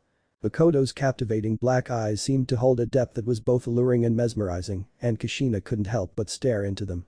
Her nose was perfectly straight, leading down to full, inviting lips with a rosy tint that complemented her fair skin. Mikoto's smile seemed to brighten the world, and her pearly white teeth were perfectly aligned, gleaming like diamonds in the light. Mikoto was dressed in a brown blouse that highlighted her toned figure by hugging her curves in all the right places. Her long, slender legs were highlighted by the way her dark purple skirt cascaded down to her ankles in gentle waves. She was wearing blue shinobi sandals that matched her outfit perfectly. Her bangs on either side of her face were noticeably longer than they had been before, framing her cheeks with gentle waves that gave her already stunning face more depth. Even though Kushina was aware of Mikoto's beauty, she experienced a sense of awe as she walked up to her. She sometimes believes her friend is a goddess. Mikoto was the epitome of elegance and beauty, and her mere presence in a room could astound anyone. She exuded an air of elegance that seemed to follow her around with every move, making her more than just attractive but utterly alluring. A small but warm smile spread across Mikoto's face as she watched her friend Kushina approach her while she was sitting on the log. "You're a bit late, Kushina-chan," Mikoto said, her voice carrying a hint of amusement. Feeling a bit embarrassed, Kushina gave a light laugh. "I'm sorry, Mikoto-chan, but I met someone interesting today," she explained, recalling her meeting with Naruto. "So little Kushina has a crush on somebody. What would Minata think?" Kushina's cheeks turned a dark shade of red as Mikoto teased with a playful grin. But before Kushina could even protest, she suddenly lunged at Mikoto, brandishing a stick that she had picked up from the ground. Mikoto easily dodged the incoming attack, bursting out laughing at Kushina's antics. Mikoto attempted to control her laughter by covering her mouth with her hands. My, Kushina-chan, you are such a handful," she chuckled. In a childish gesture, Kushina stuck her tongue out at Mikoto while pouting. "You're one to talk, Mikoto-chan. You're always so poised and elegant," she retorted, a mischievous glint in her eyes. Mikoto laughed again, her eyes twinkling with delight. "Oh, Kushina-chan, don't be deceived by my outward appearance. I, too, have my share of clumsy moments," she admitted, winking at her friend. Kushina grinned, feeling much more at ease now. "Well, I guess we're both just a couple of goofballs then," she said as she sat down on the log next to Mikoto.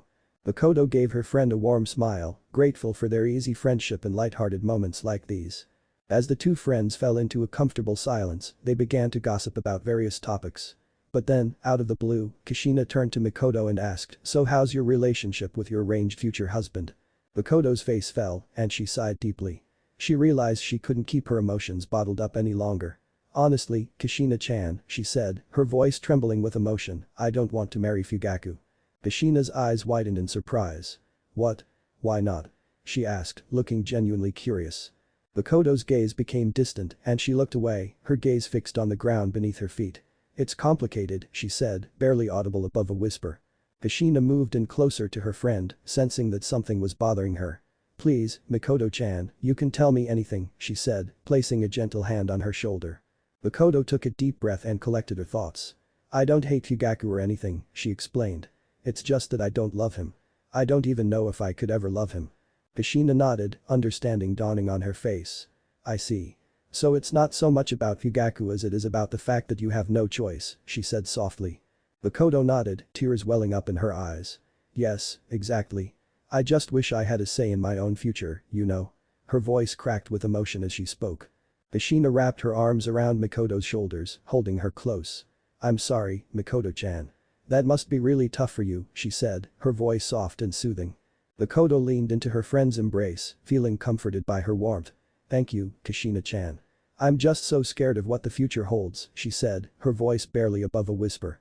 Kushina tightened her embrace, her heart aching for her friend. "Don't worry, Mikoto-chan. I'll be here for you, no matter what happens," she said, her voice filled with determination. Mikoto gave a weak smile, thankful for her friend's unwavering support. "Thank you, Kushina-chan. You're the best," she said, her voice filled with emotion. Mikoto spoke wistfully to her best friend Kushina while perched on the edge of the riverbank and scanning the horizon. "I just know that my future husband is out there somewhere," she said, her voice trailing off into a soft sigh. She couldn't help but be filled with longing and excitement for the man she was destined to marry. "Who doesn't have a massive ego like Fugaku," she continued, her voice tinged with disappointment. Mikoto was aware that she had to wed a person of equal social standing in accordance with her family's traditions and customs, but she couldn't help but feel that Fugaku Uchiha wasn't the right choice for her. Her gaze wandered out towards the vast expanse of the sky as she spoke, and her heart filled with a longing for a partner who would treat her with the love and respect she deserved. She fantasized about a Prince Charming who could sweep her off her feet and treat her like a queen, while also not viewing her as frail and delicate. Mikoto wished for a partner who could challenge her, make her laugh, and love her unconditionally. She imagined a future with someone who would support her dreams and ambitions, as well as share her joys and sorrows. Despite her family's and society's expectations, Mikoto refused to settle for anything less than true love and happiness. She was certain that her Prince Charming was somewhere out there, and she was determined to find him no matter what. Mikoto felt a poke on her arm while she was daydreaming about meeting her Prince Charming. She blinked back to reality and looked at Kushina, her best friend, who was beaming from ear to ear. "What?" she inquired, perplexed as to why Kushina was staring at her with such a wide smile. "I met someone today," Kushina exclaimed, her words tinged with glee. Mikoto became interested in the mention of a new person. She sat up straighter on the log they were sitting on and asked eagerly, "Who is it?" Kushina began to describe him in detail, a funny, compassionate, and respectful man who made her laugh and treated her with kindness. As she spoke, Mikoto couldn't help but feel a sense of familiarity. The way Kushina talked about this man made him sound like her Prince Charming, the one she had been dreaming of since she was a little girl. "Wait, what's his name?" Mikoto asked, hoping to know the name of the person who might be her prince. Kushina paused for a moment, leaving out the last name on purpose. "It's Naruto," she finally revealed, a mischievous grin on her face. Mikoto's eyes widened in surprise. It couldn't be the new person in the village she heard about from the villagers she was thinking of, could it? The more Kushina described him, the more certain Mikoto became. He made her friend laugh and feel cared for, which was exactly what she was looking for in her own future partner. A smile spread across Mikoto's face as she realized that maybe her Prince Charming was closer than she thought. "He sounds amazing, what's his full name?" she asked, her heart filled with newfound hope. "It's Naruto Uzumaki Uchiha." Scene change. The third Hokage of Konoha, Hiruzen Sarutobi, questioned the young man in front of him as he sat in the council room wearing a stern expression.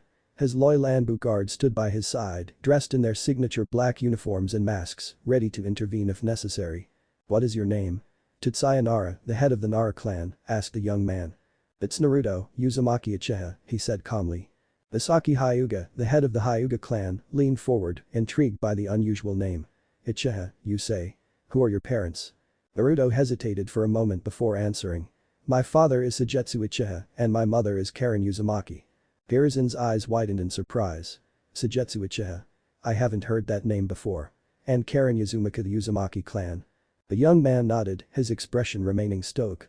Before returning to the boy, Kita Inyazuka, the head of the Inyazuka clan, exchanged a look with Ryota Uchiha, the head of the Uchiha clan. "What brings you to Konoha?" "I came here to fulfill my promise to my parents," the young man replied. Hiruzen leaned back in his chair, considering Naruto's words. "Then why not join Uzushiogakure?" "My father believed I would be much safer in the Leaf," Naruto replied, sighing. Sayaka Aburam, the head of the Aburam clan, spoke up. "If what he says is true, then he has ties to two of the most powerful clans in Konoha. We need to tread carefully." Anzo Shimura, one of the council elders, scowled at the black-haired man. "We cannot trust him until we know more. We need to detain him and question him further." Hiruzen agreed and snapped his fingers, causing a hidden Anbu member to appear and hand him a folder. "Do you know what this is?" the third Hokage asked Naruto. Naruto shook his head, intrigued. As he opened the document, Hiruzen's eyes hardened slightly.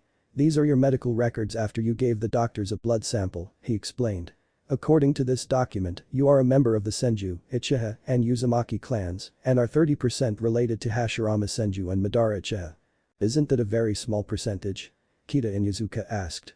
"The percentage may appear small," the Hokage explained before being cut off by Tetsuya. Tetsuya explained, "The process of DNA matching involves comparing a single strand of DNA with another strand of different DNA. If the DNA matches 100%, it could mean that the same DNA was matched against itself or that the two DNAs belong to identical twins. If the match is greater than 50%, it may indicate that the DNA is from a parent and their child, and if it is greater than 25%, the two are related as grandfather and grandson or uncle and nephew. The DNA matching between Naruto, Lord Senju, and Lord Uchiha would have been around 0.05%. If his DNA was compared to theirs, the percentages would be similar. As a result, while 30% may seem insignificant in this context, it almost certainly confirms that he is either Madara and Hashirama's grandson or nephew." Ryota Uchiha interjected with a question, "Does that mean he has the legendary wood release?" He was excited about the possibility of having a strong bloodline in his clan. Everyone turned to face Naruto, who confirmed his lack of wood release by shaking his head. Naruto shook his head, putting an end to the assumption. "It's probably a good idea not to reveal my full capabilities," he thought to himself. Amura Mikoto, a councilman who is suspicious of Naruto, stated, "I propose that we form a team to investigate his background and learn more about his parents." Hiruzen agreed with a nod. "Very well. Until we know more, we will keep a very close eye on him. I want hourly updates on his health and behavior. We cannot afford to take any chances with this." As the meeting came to a close, two Anbu guards led the young man out of the room. Hiruzen watched him go, feeling a sense of unease. Hiruzen felt uneasy as he watched him leave. He was well aware that Naruto's presence in Konoha would arouse controversy and suspicion. Due to his connections to two of the most influential clans in Konoha and his special genetic makeup, he was both a valuable asset and a potential threat. Hiruzen turned to his counselors as the young man walked away. I want you all to start digging into Naruto's past. Learn as much as you can about his parents and their ties to the clans. We need to know what we're up against here. Hiruzen dismissed the council members after they nodded in agreement. He couldn't shake the feeling that something big was about to happen as they left. He had no idea what it was, but he knew Naruto was at the heart of it. Hiruzen turned to his trusted Anbu guards. Keep an eye on Naruto. I want hourly reports on his activities and to be notified if anything suspicious occurs. The Anbu nodded before vanishing into the shadows and leaving Hiruzen in the council room by himself. He sat back in his chair and let out a long sigh. He knew that Konoha's future was in his hands, so he carried a heavy burden of responsibility. But he was determined to go to any lengths necessary to defend his village and its residents, even if doing so required making unpopular choices and taking chances. And, with Naruto in Konoha, he knew he'd have to be prepared for anything. Hiruzen closed his eyes and took a deep breath, bracing himself for the upcoming challenges. Whatever the future held for him, he was prepared to face it with courage and determination. For he was the third Hokage of Konoha, and he would do whatever it took to protect his home and its people. Scene change. Naruto didn't see the lovely woman approaching him as he was walking down the street because he was too focused on the difficult task of preventing Kaguya's resurrection. He stumbled back after their unexpected collision. His breath caught in his throat as he saw her when he looked down. The most beautiful woman he had ever seen was Mikoto. She had porcelain-like smooth fair skin, and her long, straight black hair fell down the back of her neck like a sheet of silk. Her bangs framed her cheeks in a delicate yet striking way as they hung on either side of her face. He felt his heart skip a beat as her black eyes sparkled with an inner fire that seemed to bore into his soul. She wore simple, elegant clothing that accentuated her figure in all the right places. After she stood up, her red plump skirt cascaded like water down her legs with each step, and her dark purple blouse perfectly matched the color of her skin. A light yellow apron was worn over her skirt, showing that she was a hardworking woman who wasn't afraid to get her hands dirty. The outfit was finished off by her blue shinobi sandals, and it was later revealed that her bangs on either side of her face were much longer than he had initially assumed. He could feel his heart thumping as he stared at her, and he knew this encounter would change his life forever. He couldn't help but stare at her, taking in every detail. Every aspect of her was breathtakingly beautiful, from the way her hair fluttered in the wind to the curve of her lips. She resembled something that the gods themselves might have sculpted. Naruto couldn't help but experience awe as they stood there, staring into each other's eyes. He knew he would never forget this moment or the effect it would have on his life because she was such a stunning and beautiful woman. Mikoto walked down the road, lost in thought about her upcoming arranged marriage to Fugaku. Her steps were heavy and sluggish as she struggled to overcome the sense of dread that had taken hold in her chest. In the midst of her anxious thoughts, carrying groceries felt like a chore. The groceries she was holding fell to the ground as she abruptly bumped into someone. Mikoto's body crashed to the ground with a thud as she felt a sharp pain rush through her. A shockwave that seemed to shake her to her very core was felt as the impact reverberated through her. Dazed and confused, Mikoto lay on the ground attempting to recover from the pain of the fall.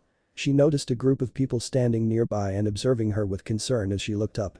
When her eyes and Naruto's converged, she instantly recognized him. Her heart skipped a beat as a result of the way he looked at her with compassion and kindness in his eyes. She remembered when her best friend Kushina had described him to her, gushing about how handsome and charming he was. Mikoto had been a little skeptical at first, but after seeing him, she had no choice but to agree. She thought Naruto was incredibly attractive and had a charming roughness about him. "I'm sorry, are you okay?" Naruto asked, extending a hand to help her up. Naruto reached out to assist her as she struggled to stand up, and as their hands made contact, she experienced an electric shock. His touch was warm and comforting, and she couldn't help but feel drawn to him. As she rose and took his hand, Mikoto blushed. "Yes, I'm fine." She brushed her skirt off and said, "Thank you." Despite her reservations about arranged marriages and her impending marriage to Fugaku, Mikoto couldn't help but wonder if there was a chance for her and Naruto. The thought was fleeting, but it lingered in the back of her mind as she gathered her groceries and struggled to keep her balance. "I'm sorry for slamming into you like that. Can I make it up to you in some way?" Naruto asked, feeling guilty for causing her to fall. She thanked Naruto for his assistance and couldn't help but notice how his eyes twinkled with kindness and mischief as he helped her pick up all the groceries that had fallen out of the bag. She noticed that there was something about him that made her feel alive, and she was aware that she couldn't suppress the feelings that were beginning to emerge. Mikoto was intrigued by the handsome young man in front of her and hesitated for a moment before agreeing. "Sure, that would be nice," she replied, smiling. "Great, how about a date?" "I know a great place," Naruto eagerly suggested. Mikoto couldn't help but notice how quickly her heart was beating. She had never been asked out before, so she was both thrilled and anxious about the prospect. The idea of going on a date with Naruto caused her to blush even more and she felt a flutter in her chest. "I'd like that," she said softly. "What time do you want me to pick you up?" Naruto asked with his trademark grin. He asked. Mikoto hesitated for a moment before answering, trying to hide her blush. "Oh, okay." She uttered in a quiet timid voice, 2 hours sounds good. When Naruto saw how anxious she was, he gave her a comforting smile. "Don't worry." "Mikoto," she said. Naruto nodded, but he could tell she was nervous, so he smiled reassuringly at her. "Don't worry, Mikoto. It'll be fun, I promise," he said, placing a gentle hand on her shoulder. Mikoto couldn't help but feel her cheeks grow even redder at his touch, but she also felt a sense of comfort from it. "Okay," she said quietly, scared and excited at the same time. Naruto smiled at her before leaving Mikoto feeling both overwhelmed and excited about the upcoming date. She was excited to see where this would take her, and she hoped Naruto would turn out to be the kind, caring person he appeared to be. Scene change. Mikoto rushed to her house, her heart beating so fast she felt like it might leap out of her chest. She hurriedly opened the door and walked in, closing it behind her with her feet as she struggled to balance the grocery bags in her hands. She leaned against the closed door, finally relaxing with a deep sigh. Even though Mikoto knew that she was one of the most beautiful women in all of Konoha, being the Uchiha clan heiress had its drawbacks. Most boys were too scared of her father to even approach her. Even so, she continued to daydream about going on a date with her ideal partner, and when it finally materialized, she was giddy with excitement. She made her way to the kitchen, where she carefully put away the groceries before running up to her room to get ready. In order to look her best for the date, she spent what felt like hours choosing the ideal outfit, doing her hair, and applying makeup. Mikoto rummaged through her closet, searching for the perfect dress for her date with Naruto. She considered a number of options, ranging from formal gowns to informal sundresses, but none felt quite right. That is, until she came across a dress that she had only ever worn once, and that was black and orange.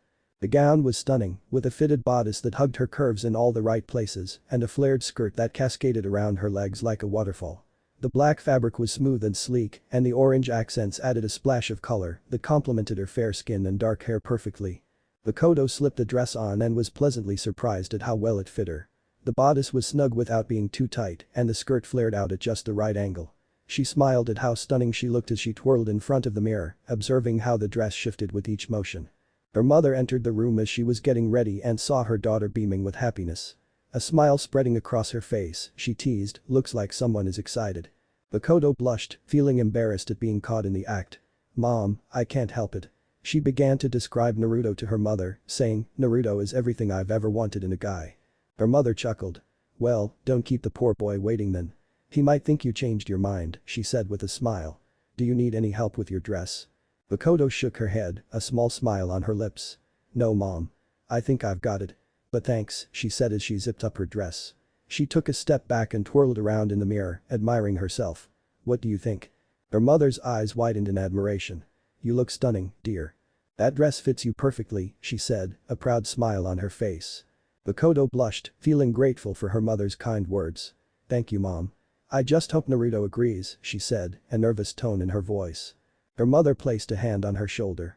"Oh, I'm sure he will. Just be yourself and have fun. And don't worry, I'll notify your father about the date," she winked. Mikoto exhaled a sigh of relief, a weight lifted from her shoulders by not having to tell her overprotective father. "Thanks, Mom. I love you," she said as she hugged her mother tightly. "I love you too, dear. Now go have a great time," her mother said as she hugged her back. Scene change. Ryota Uchiha returned home after a long and tiring day at the office. As he opened the door, he immediately noticed that the house was eerily quiet. His instincts kicked in, and he quickly activated his Sharingan and took out a kunai knife, ready for any potential danger. But then he heard a familiar sound, a soft humming, coming from the kitchen. His body relaxed, and he carefully made his way to the source of the noise. As he approached the kitchen, he could see his wife, Emiko, standing at the stove, stirring a pot of stew. The sweet aroma of the food filled the air, making his stomach growl with hunger. "Hey, honey," Emiko greeted him, noticing his presence. "How was your day?" Ryota let out a sigh of relief, feeling grateful that his wife was safe and sound. "It was exhausting. The office has been really busy lately," he replied, setting down his kunai and deactivating his Sharingan. Emiko turned to him, a small smile forming on her lips. "I made some stew. It's almost ready. You should go wash up and we can eat together." Ryota smiled in response, feeling grateful for his thoughtful and caring wife. Thanks, Emiko-chan. You always know how to make me feel better. As he looked around, he realized that Mikoto, his daughter, wasn't in the house. As he reached for the stew with a spoon, he asked, "Where is Mikoto-chan?" Before he pouted, Emiko slapped his hand away from the food. Emiko, being the blunt person she is, said she went on a date. "Oh, she's with her friend?" Ryota asked as he sat down on the kitchen chair. Emiko responded with a mischievous smirk, "No, she's out on a date with a boy," emphasizing the word to her husband. Emiko rolled her eyes and muttered, typical Uchiha reaction, as Ryota fell to the ground. Ryota regained consciousness a few moments later and sat up, rubbing his head. "A date? Mikoto-chan is going on a date? With a boy?" he repeated, still in shock. Emiko chuckled. "Yes, dear. Our little girl is growing up. And don't worry, she's with a young man named Naruto Uzumaki Uchiha." When Ryota heard the name, he let out a contented sigh, which caused Emiko to furrow her brow in confusion. "Why do you seem so happy?" she inquired, her tone suspicious. Before his wife became upset with him, Ryota realized he needed to explain himself. If Mikoto marries Fugaku, he will become the new clan head only in name, as his parents and clan elders will have complete control over him, he began, his voice low and measured. It's a well-known fact among the clan that he supports all of the elders' decisions. This would further isolate the Uchiha from the rest of the village, escalating tensions. The village would eventually begin to deprive them of their power, which would only add to the tension. They would then have to choose between fleeing the village and risking capture or staging a coup to seize power from the Hokage. Even though Emiko was aware that Ryota had never approved of the marriage, her shock was palpable. The clan elders had tied his hands, and he had no choice but to do as they said. Ryota continued after taking a deep breath. There would be a massacre either way. The Uchiha would perish if they lost, and even if they triumphed, the village would descend into civil war. Other nations would almost certainly intervene, resulting in the destruction of Konoha and/or the outbreak of another great war. Ryota's face softened as he said the next words. However, if Naruto marries Mikoto, he could serve as a link between the people of Konoha and the Uchiha clan. He could mend our strained relationship, and becoming Hokage, which I am sure he will be offered, would restore the Uchiha to their former glory. Emiko listened intently to her husband's words, taking in everything he said.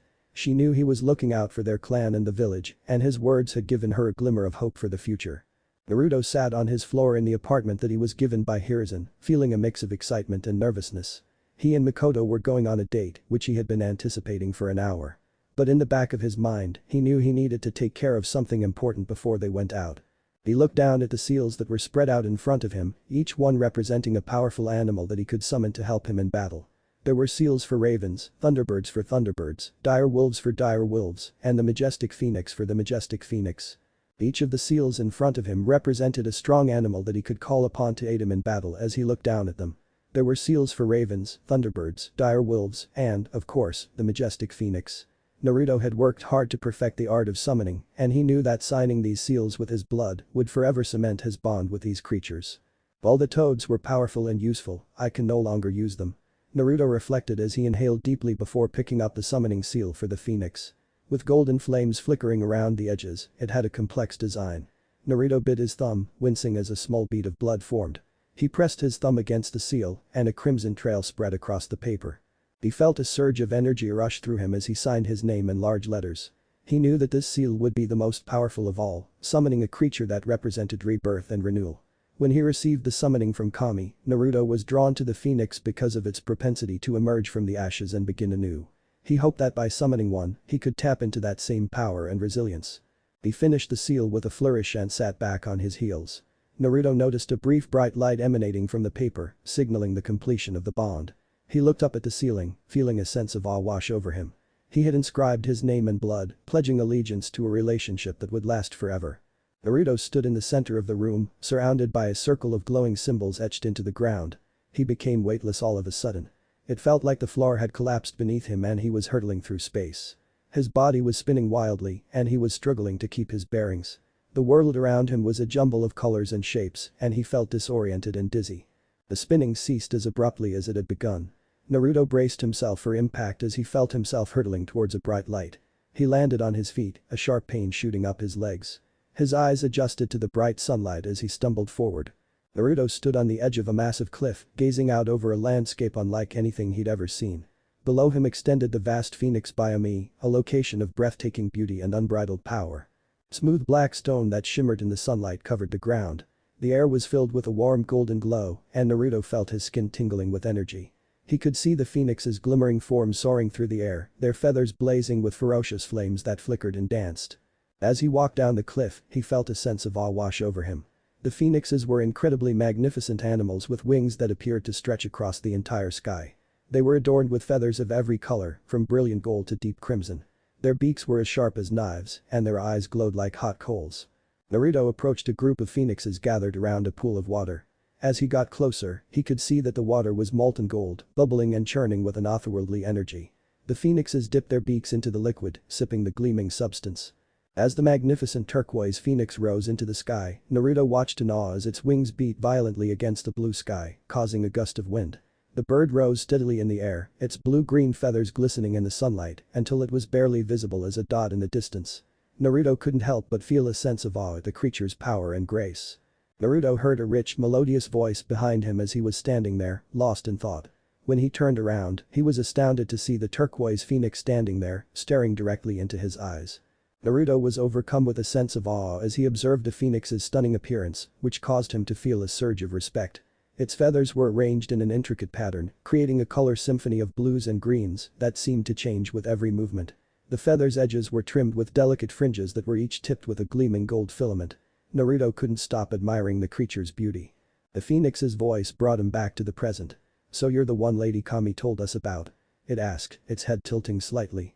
Naruto nodded, feeling both nervous and excited. Lady Kami had given him the phoenix's summoning seal, and now he was face to face with one of the most magnificent creatures he had ever seen. The phoenix seemed to study him carefully with its golden eyes. "You seek to become our summoner," it said. "Why?" Naruto took a deep breath, gathering his thoughts. "I've always admired powerful summoning animals," he explained. "And you, phoenixes, are the embodiment of life and rebirth. Your power and beauty inspire me, and I wish to form a bond with you. I believe that together we can be stronger, and I can offer you my strength and loyalty." The phoenix nodded thoughtfully, seeming to consider his words. "Very well," it said. "We will accept you as our summoner." As the phoenix drew near, Naruto extended his arm, feeling a mixture of anxiety and excitement. As it bit into his arm and pierced his skin, the phoenix's beak shone brightly. As the bonding ritual got going, Naruto winced a little and felt a warm sensation spread throughout his body. Naruto sensed a connection forming between them as the phoenix poured its chakra into his arm, a connection that was strong and powerful. A second phoenix, Mizu, flitted over to Naruto's arm, her supple wings fluttering in the wind. His chakra merged with the phoenix's, and Naruto experienced an upsurge in power. Naruto's arm slowly started to take on the phoenix symbol, which was glowing with a brilliant turquoise light. He had never seen anything like the intricate pattern of swirling lines and minute details. As the symbol began to take shape, Naruto watched in awe as he felt his connection to the phoenixes deepen. Naruto experienced an increase in strength and power as the ritual came to an end. He had become a summoner of the phoenixes, and he knew that his life would never be the same again. The turquoise phoenix turned to Naruto and called forth a dark teal phoenix, introducing it as his companion and partner. As he gazed at the two magnificent creatures before him, Naruto couldn't help but feel a sense of pride and gratitude. "Thank you," he said softly. "I will not disappoint you." The phoenixes nodded, their eyes fiercely determined. "Together, we are strong," they said as they summoned Naruto back. Scene change. Naruto looked to his left and saw the clock. It was 3 o'clock. Knowing that his and Mikoto's date is in 2 hours, Naruto slowly rose from his dark wooden floor and made his way to his closet, where he searched for simple clothing in his nearly empty closet. It only had a few clothes in it. He quickly changed into a clean white shirt and a pair of jeans. "I need to go to the tailor shop," he thought as he turned around, locked his apartment door, and walked in the direction of the village tailor shop. While walking down the street with his hands in his pockets, Naruto couldn't help but be disturbed by the female civilians and Kunoichi's lust for him. Some were subtle with their looks, others not so much. As he passed, he sensed their whispers and giggling following him. Even though Naruto was accustomed to this kind of attention, he nonetheless found it to be unsettling. He was more focused on honing his ninja skills than on building a fan base. He exhaled a sigh of relief as he approached the tailor's store. The shop was small and cluttered, full of fabric rolls and sewing machines. Mr. Yamamoto sat at one of the machines, his gaze fixed on his work. When Naruto walked in, he looked up.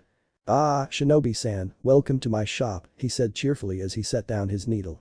"What can I do for you today?" "I need a new outfit for a date," Naruto explained as he pulled a scroll from his pocket. "Something stylish and light." Mr. Yamamoto nodded, taking Naruto's scroll and unrolling it. He carefully examined the design, taking into account the material and style. "I think I have just the thing," he said, walking over to a rack of fabrics. "This will be perfect." He took out a bolt of deep blue fabric and began measuring Naruto, his hands expertly moving over his body.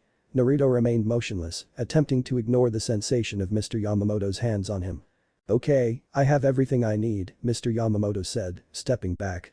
"Come back in an hour and I'll have your new suit ready for you." Naruto nodded, relieved that the fitting was over. He paid Mr. Yamamoto and walked out the door, attracting the attention of the female civilians and Kunoichi who followed him. Naruto couldn't help but feel self-conscious as he walked away, but he knew his new outfit would be worth it for the date. Scene change. Tensions between the various ninja villages had been steadily rising for months prior to the start of the Third Shinobi World War. Rumors of an impending invasion by the Leaf Village had been circulating in the Sand Village for weeks, causing the normally peaceful village to become tense and on edge. The Kazukiage had sent scouts to the borders to look for signs of an attack by Leaf Village, and the village had begun stockpiling weapons and supplies. Tensions were high in the Cloud Village due to a recent border dispute with the Stone Village. For months, the two villages had fought over a plot of land that lay between them, each claiming it as their own. Negotiations had failed, and both villages had deployed troops along the border, ready to defend their claims with force if necessary. The Stone Village was similarly tense, with its leader, the Otsutsuki, considering military action to settle the border dispute with the Cloud Village. The village had a long history of rivalry with the Leaf Village, and there were rumors that the Otsutsuki was looking to form an alliance with the Mist Village to counter the Leaf's influence. Meanwhile, tensions were building in Mist Village. The Mizukage, known for his volatile temper, had been cracking down on dissent within the village, resulting in protests and clashes with Anbu forces. The Mizukage was also rumored to be seeking an alliance with the Oriri village, another village known for secrecy and subterfuge. Tensions were high in Leaf Village as well. Concerned about the growing tensions with the other villages, the Hokage increased border patrols and dispatched diplomatic missions to try to ease tensions. However, there were whispers that some within the village's leadership were pushing for more aggressive action, eager to show the other villages the Leaf's strength. Overall, the atmosphere in the various ninja villages was tense and dangerous. It seemed only a matter of time before the situation erupted into all-out war, with each village attempting to protect its interests and maintain its position of power. Scene change. Mikoto stood in front of her bedroom's full-length mirror, carefully applying the finishing touches to her makeup. She wore a form-fitting black and orange dress that hugged her curves in all the right places, and her long, jet black hair was styled in loose waves that cascaded down her back. Although she liked the way she looked, she couldn't get rid of the anxiety that had been growing inside of her all day. Her heart skipped a beat when she abruptly heard a knock at the door. She quickly stowed her makeup tools before trying to gather herself by taking a deep breath. As she approached the door, she tried to adjust her dress one last time and smooth out any wrinkles before opening it. Naruto, dressed dashingly in a blue jacquard suit and tie, stood on the other side of the door. Mikoto noticed that her anxiety vanished as he gave her a charming smile. She was the focus of his admiring gaze as he said in a breathless tone, "You look stunning." Mikoto's cheeks flushed and she smiled back. "Thank you. You look pretty sharp yourself." She was given Naruto's arm as he grinned. "Shall we?" With a rush of excitement coursing through her, Mikoto grabbed his arm. She couldn't help but feel happy that she had taken the time to get herself ready and feel her best as they headed out the door and towards their date. Naruto led Mikoto down a bustling street, their steps in sync as they walked towards their destination. The city was bathed in a warm golden light as the sun began to set and streetlights were beginning to flicker on. Naruto had a determined look on his face, like he knew exactly where they were going. Mikoto couldn't help but be slightly interested in where they were going. Although she had faith in Naruto's judgment, she couldn't get rid of the impression that they were traveling to a unique location. After a few more turns, they arrived at a slightly expensive-looking restaurant tucked away in a corner of the city. Elegant curtains adorned the windows, and the door was a large wooden structure that appeared to have been there for many years.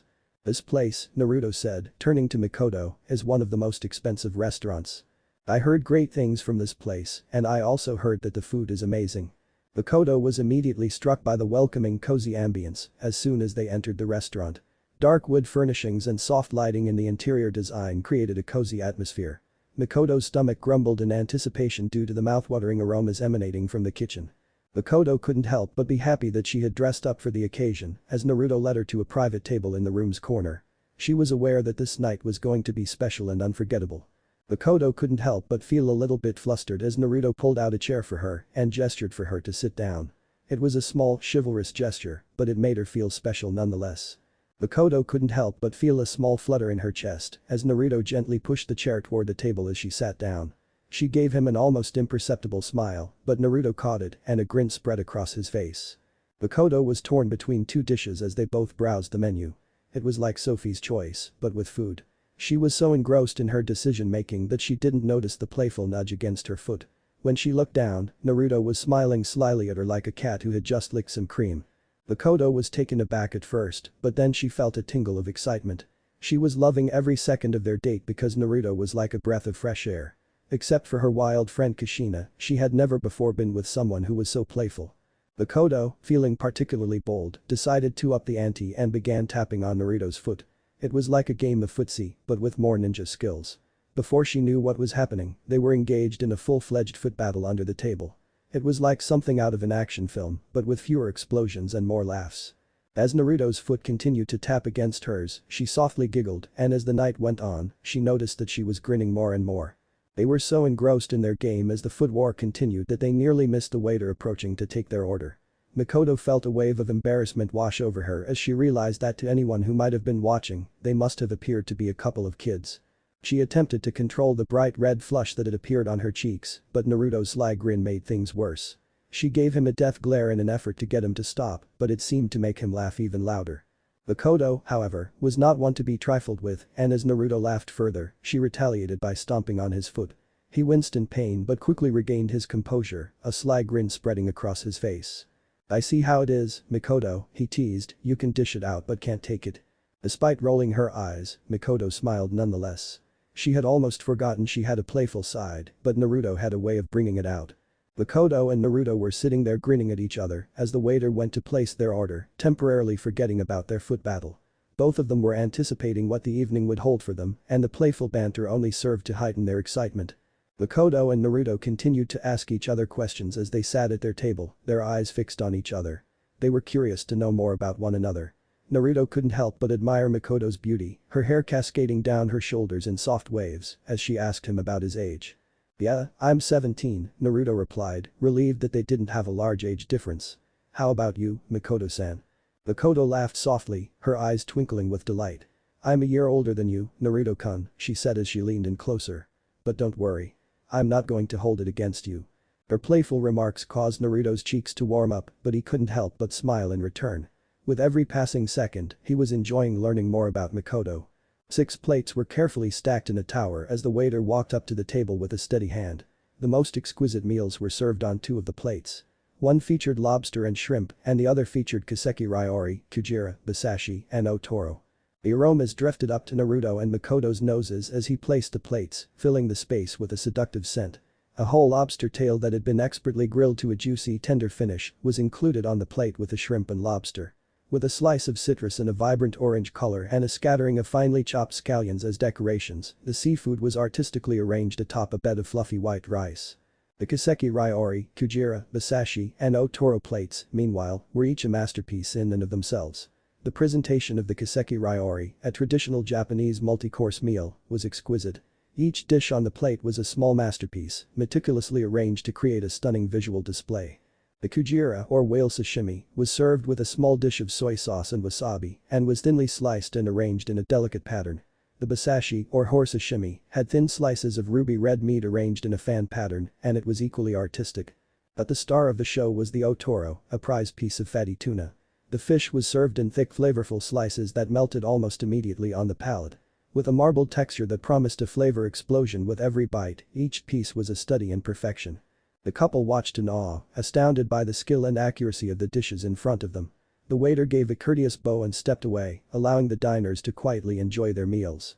A celebration of the artistry and skill that went into making such exquisite dishes, it was a time of pure culinary bliss. After finishing their meal, Naruto reached for the bill, intending to pay for their delicious feast. But Mikoto, ever the gracious host, quickly protested. "Oh no, Naruto," she said firmly. "I couldn't possibly let you pay for everything. This was my fault after all." Naruto smiled, appreciating her generosity. "I appreciate that, Mikoto, but I can't let you pay for everything. Let me at least pay for my share." With a serious face, Mikoto shook her head. "Absolutely not, Naruto. I ran into you first, so it's only fair that I pay." The two of them stood there, locked in a polite but firm standoff, neither willing to budge. It looked like an argument was about to break out when Naruto had an idea. "Alright, how about this?" he proposed. "We divided the tab in half.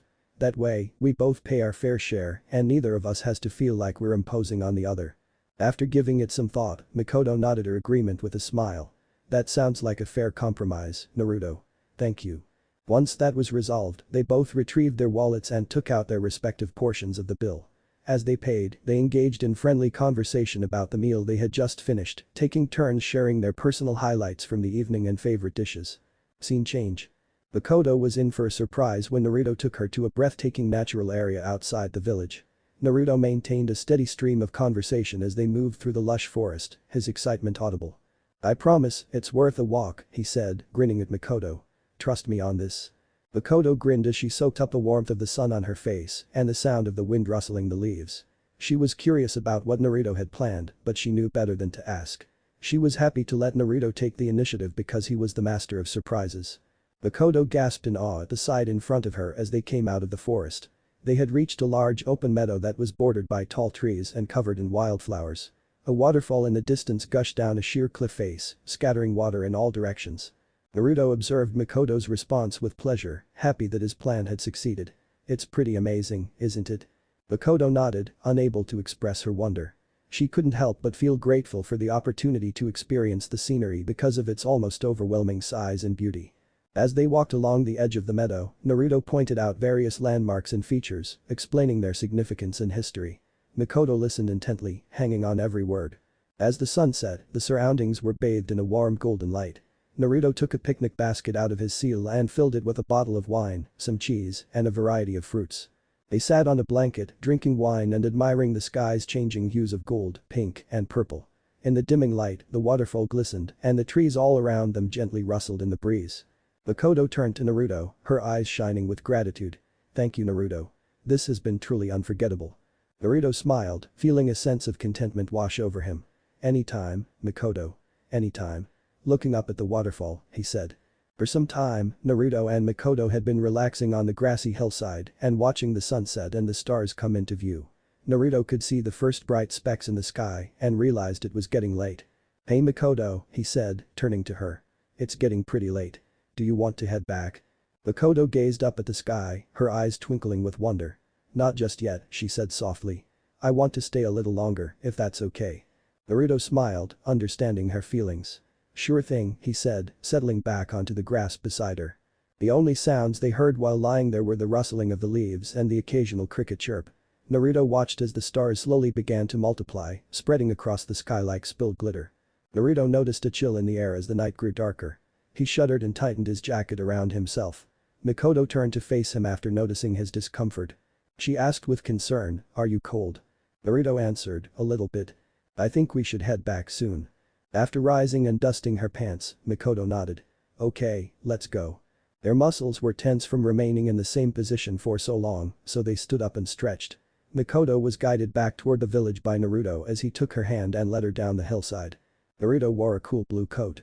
He laid it on Mikoto's shoulders, observing how the color stood out against her dark hair, enhancing the beauty of the young woman. Mikoto, in turn, was grateful for the warmth the coat provided. Her heart skipped a beat as she took notice of the plush fabric and the lingering scent of Naruto's cologne. As they walked, Naruto pointed out constellations he was familiar with and told Mikoto about them. He remembered how his sensei, Haruka, had taught him about the stars when he was younger and how much he had enjoyed learning about them. Mikoto was captivated by the tales Naruto told and listened intently. She admired how much he knew about the night sky and how passionate he was about it. She noticed that as they talked and walked, she felt herself growing more and more drawn to him.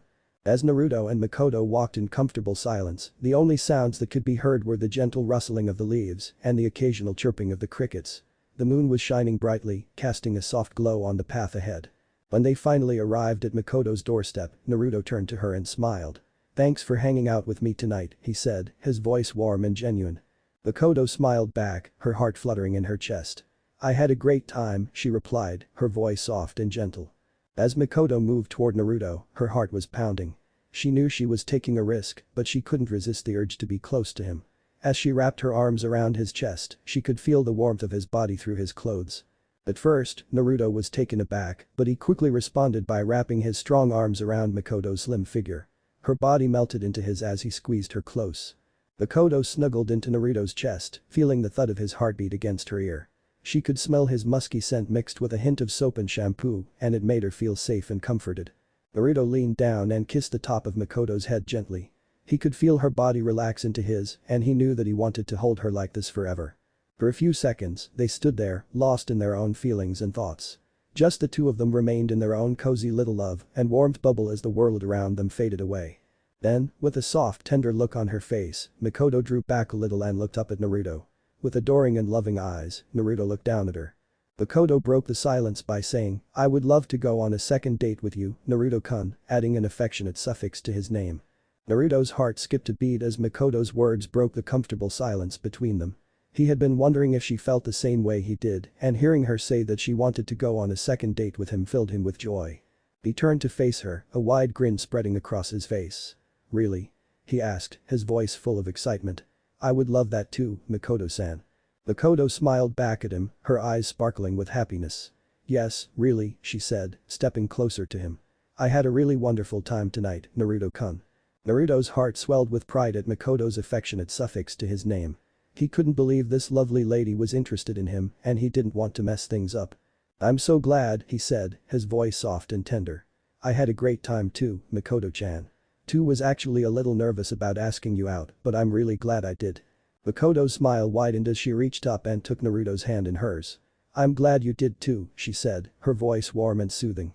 "I can't wait to see where this goes, Naruto-kun." Naruto gave her hand a gentle squeeze as happiness swept over him. He knew that he wanted to take things slow and savor every moment with Mikoto, but he couldn't deny the excitement he felt for their future together. As Mikoto turned and walked into her house, Naruto couldn't help but watch her until she disappeared from his sight. He had never felt this way before, happy, content, and filled with excitement for the future. He touched his cheek where Mikoto had kissed him, feeling a warmth that spread through his entire body. As he started to leave, Naruto couldn't help but smile as he thought back on their second date. As he walked, he couldn't shake the feeling of happiness that filled him. It was like everything was falling into place, and Naruto couldn't wait to see where things would go from here.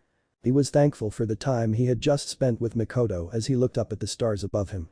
Naruto was aware that he had found a special person, someone he could see himself remaining with for the rest of his life. Naruto continued down the street with a smile on his face and a feeling of hope in his heart, already counting down the days until he would see Mikoto once more.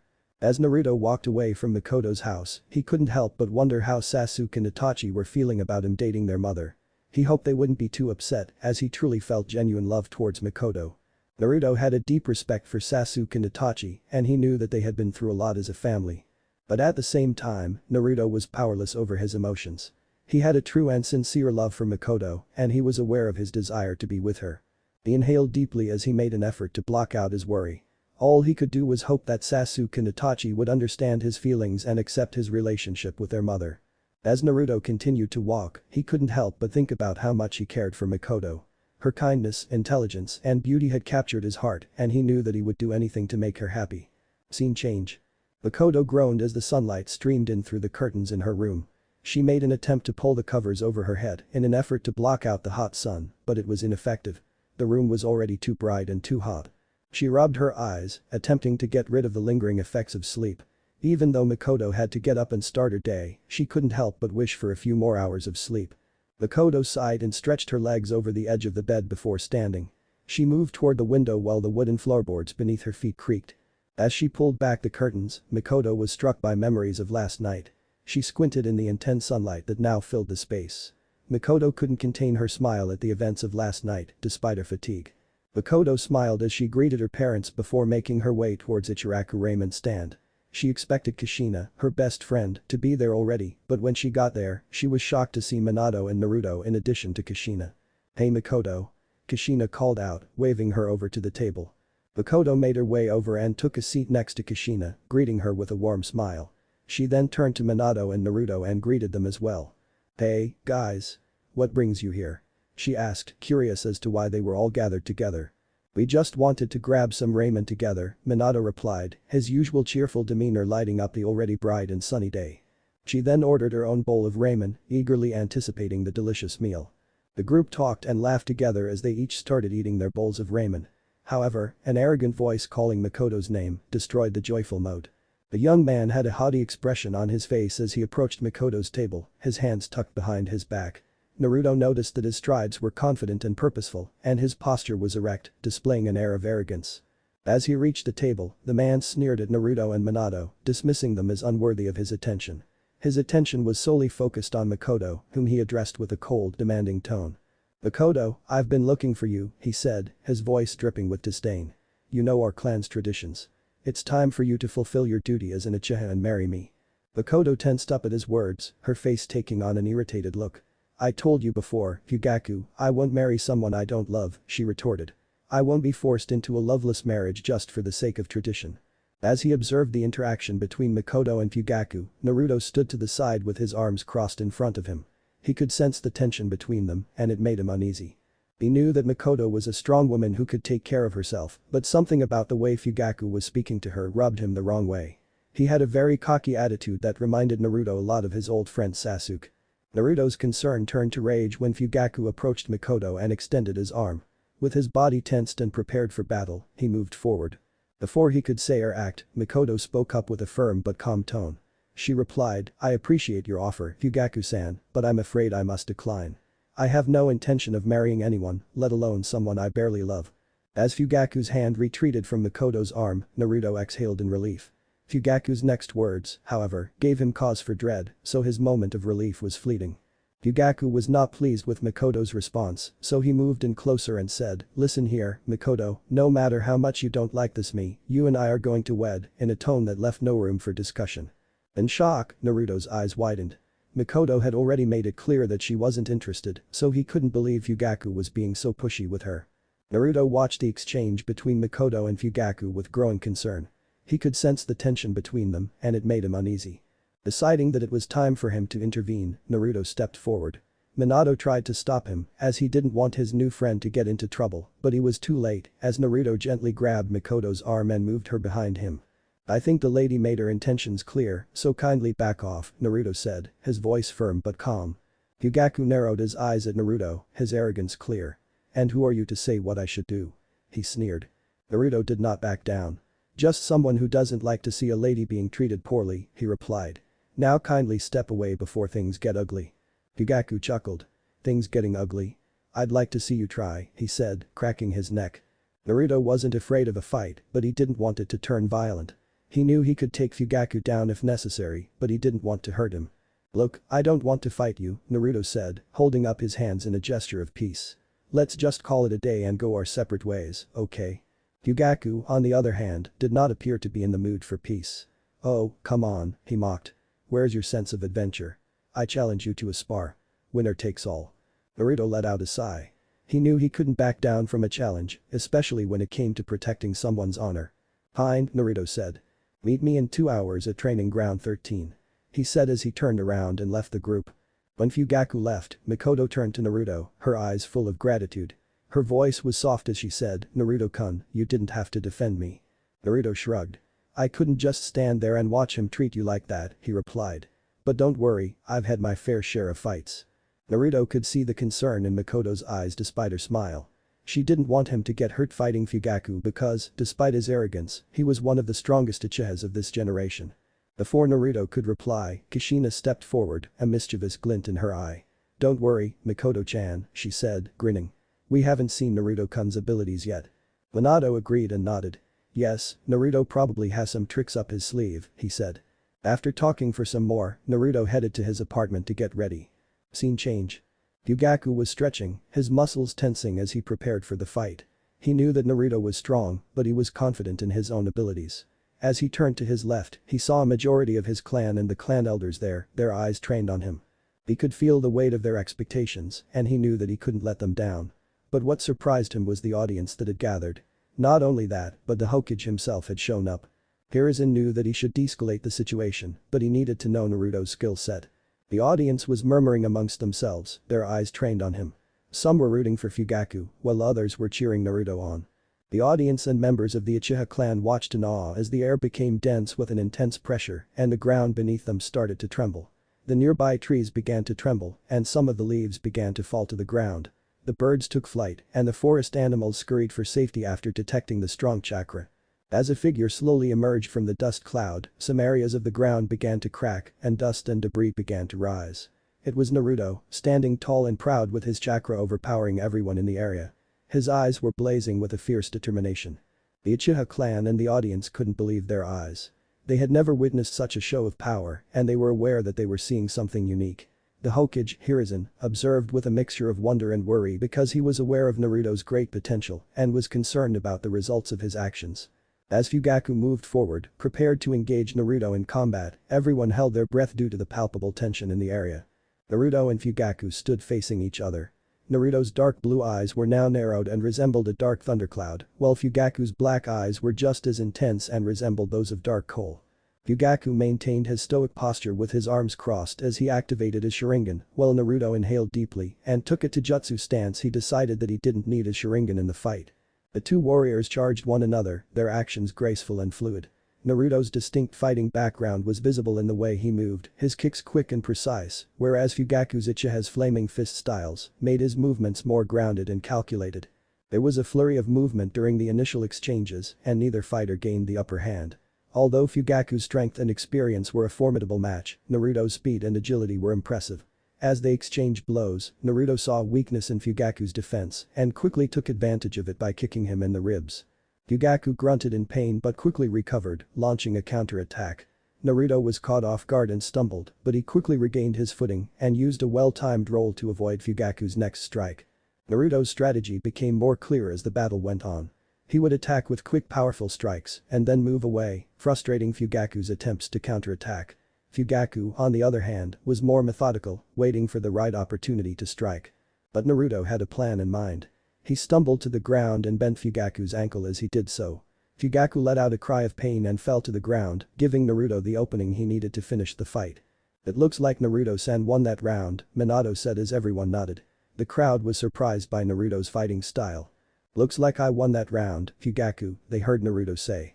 Naruto stood in a relaxed stance, giving his opponent, Fugaku, time to catch his breath after the previous close-quarters combat. Naruto inhaled deeply, allowing his chakra to move easily throughout his body as he waited. He could feel the power building up inside him, ready to be unleashed. Naruto quickly flicked his wrist, sending chakra rushing through his fingers as he made the rat sign. He could feel the energy building up as he prepared to unleash his ninjutsu. Naruto stepped back and started moving his hands in a flurry, rapidly forming complex hand signs with his fingers. Each sign he made flowed into the next with ease as he moved with grace and fluidity.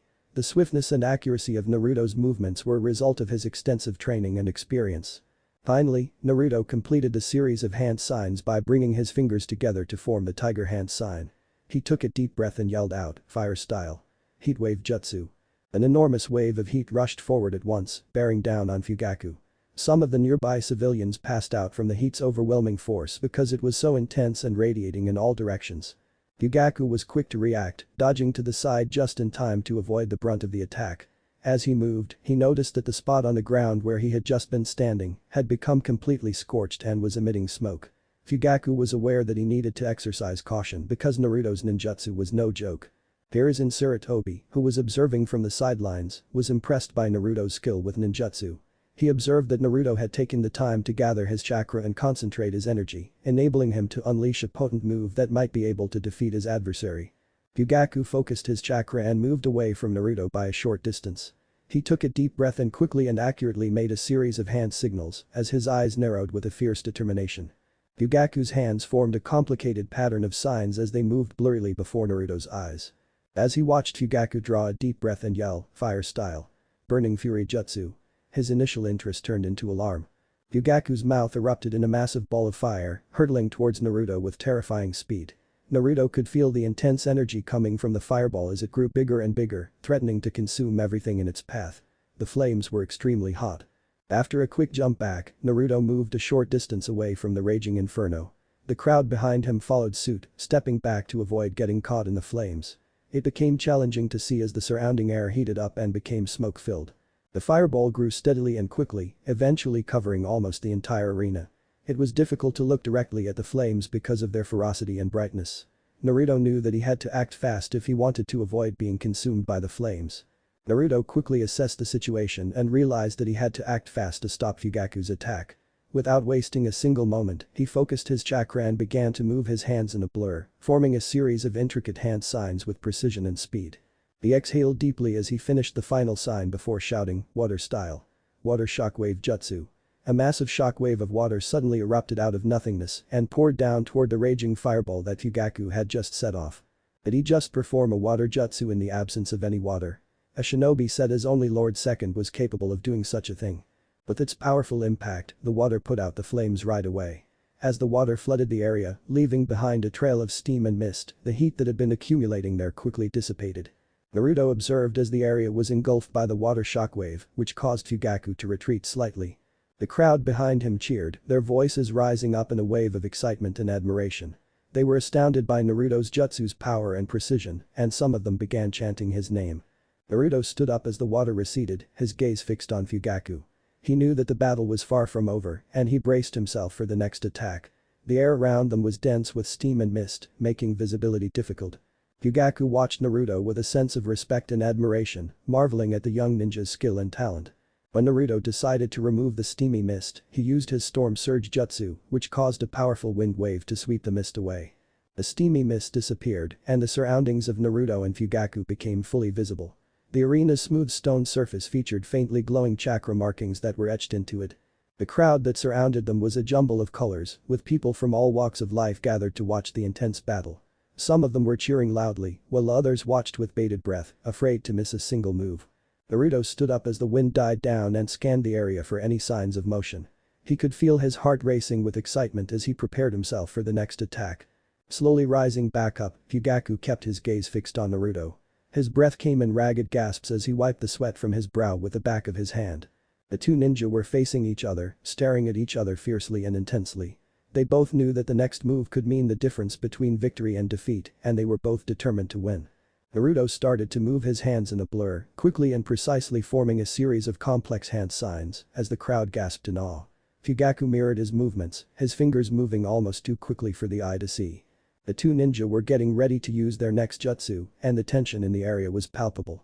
While waiting to see what would happen next, the crowd held its breath. Fire style. Blaze Dragon's Breath Jutsu. Fire style. Scorching Phoenix Burst Jutsu. The heat was becoming unbearable as Naruto and Fugaku continued their intense battle. Fugaku had just unleashed a powerful fire jutsu, creating a burst of intense heat that threatened to overwhelm Naruto. Thinking quickly, Naruto began to move his hands in a blur, forming a series of intricate hand signs with precision and speed. Naruto exhaled deeply, releasing a burst of intense heat that could blind and disorient enemies or melt through obstacles. Fugaku noticed Naruto making another set of hand signs as the air cleared, and within seconds, a stream of fire shaped like a dragon shot towards him. The dragon's flames were ferocious, leaving a path of scorched earth in their wake. Fugaku ducked to the side to avoid being burned, but the flames continued on their course, melting through obstacles and leaving a trail of destruction in their wake. The flames died down, revealing the devastation that had occurred. The once pristine arena was now scarred and burned, with smoke and ash filling the air. In their wake of devastation, the flames in the shape of a dragon had melted through everything in their path. There was nothing left of the arena but scorched earth after all the stone had been burned away. Then, in a split second, Naruto vanished and appeared behind Fugaku. He then channeled some chakra to his arm and gave Fugaku a chop to the back of the head, instantly knocking him out. What if Naruto reincarnated as an Otsutsuki? And thanks for watching my video till the end. If you enjoy this content, then do consider subscribing to my channel and leave a like if you guys need the next part, comment down, and thanks for watching the video and see you guys in the next video.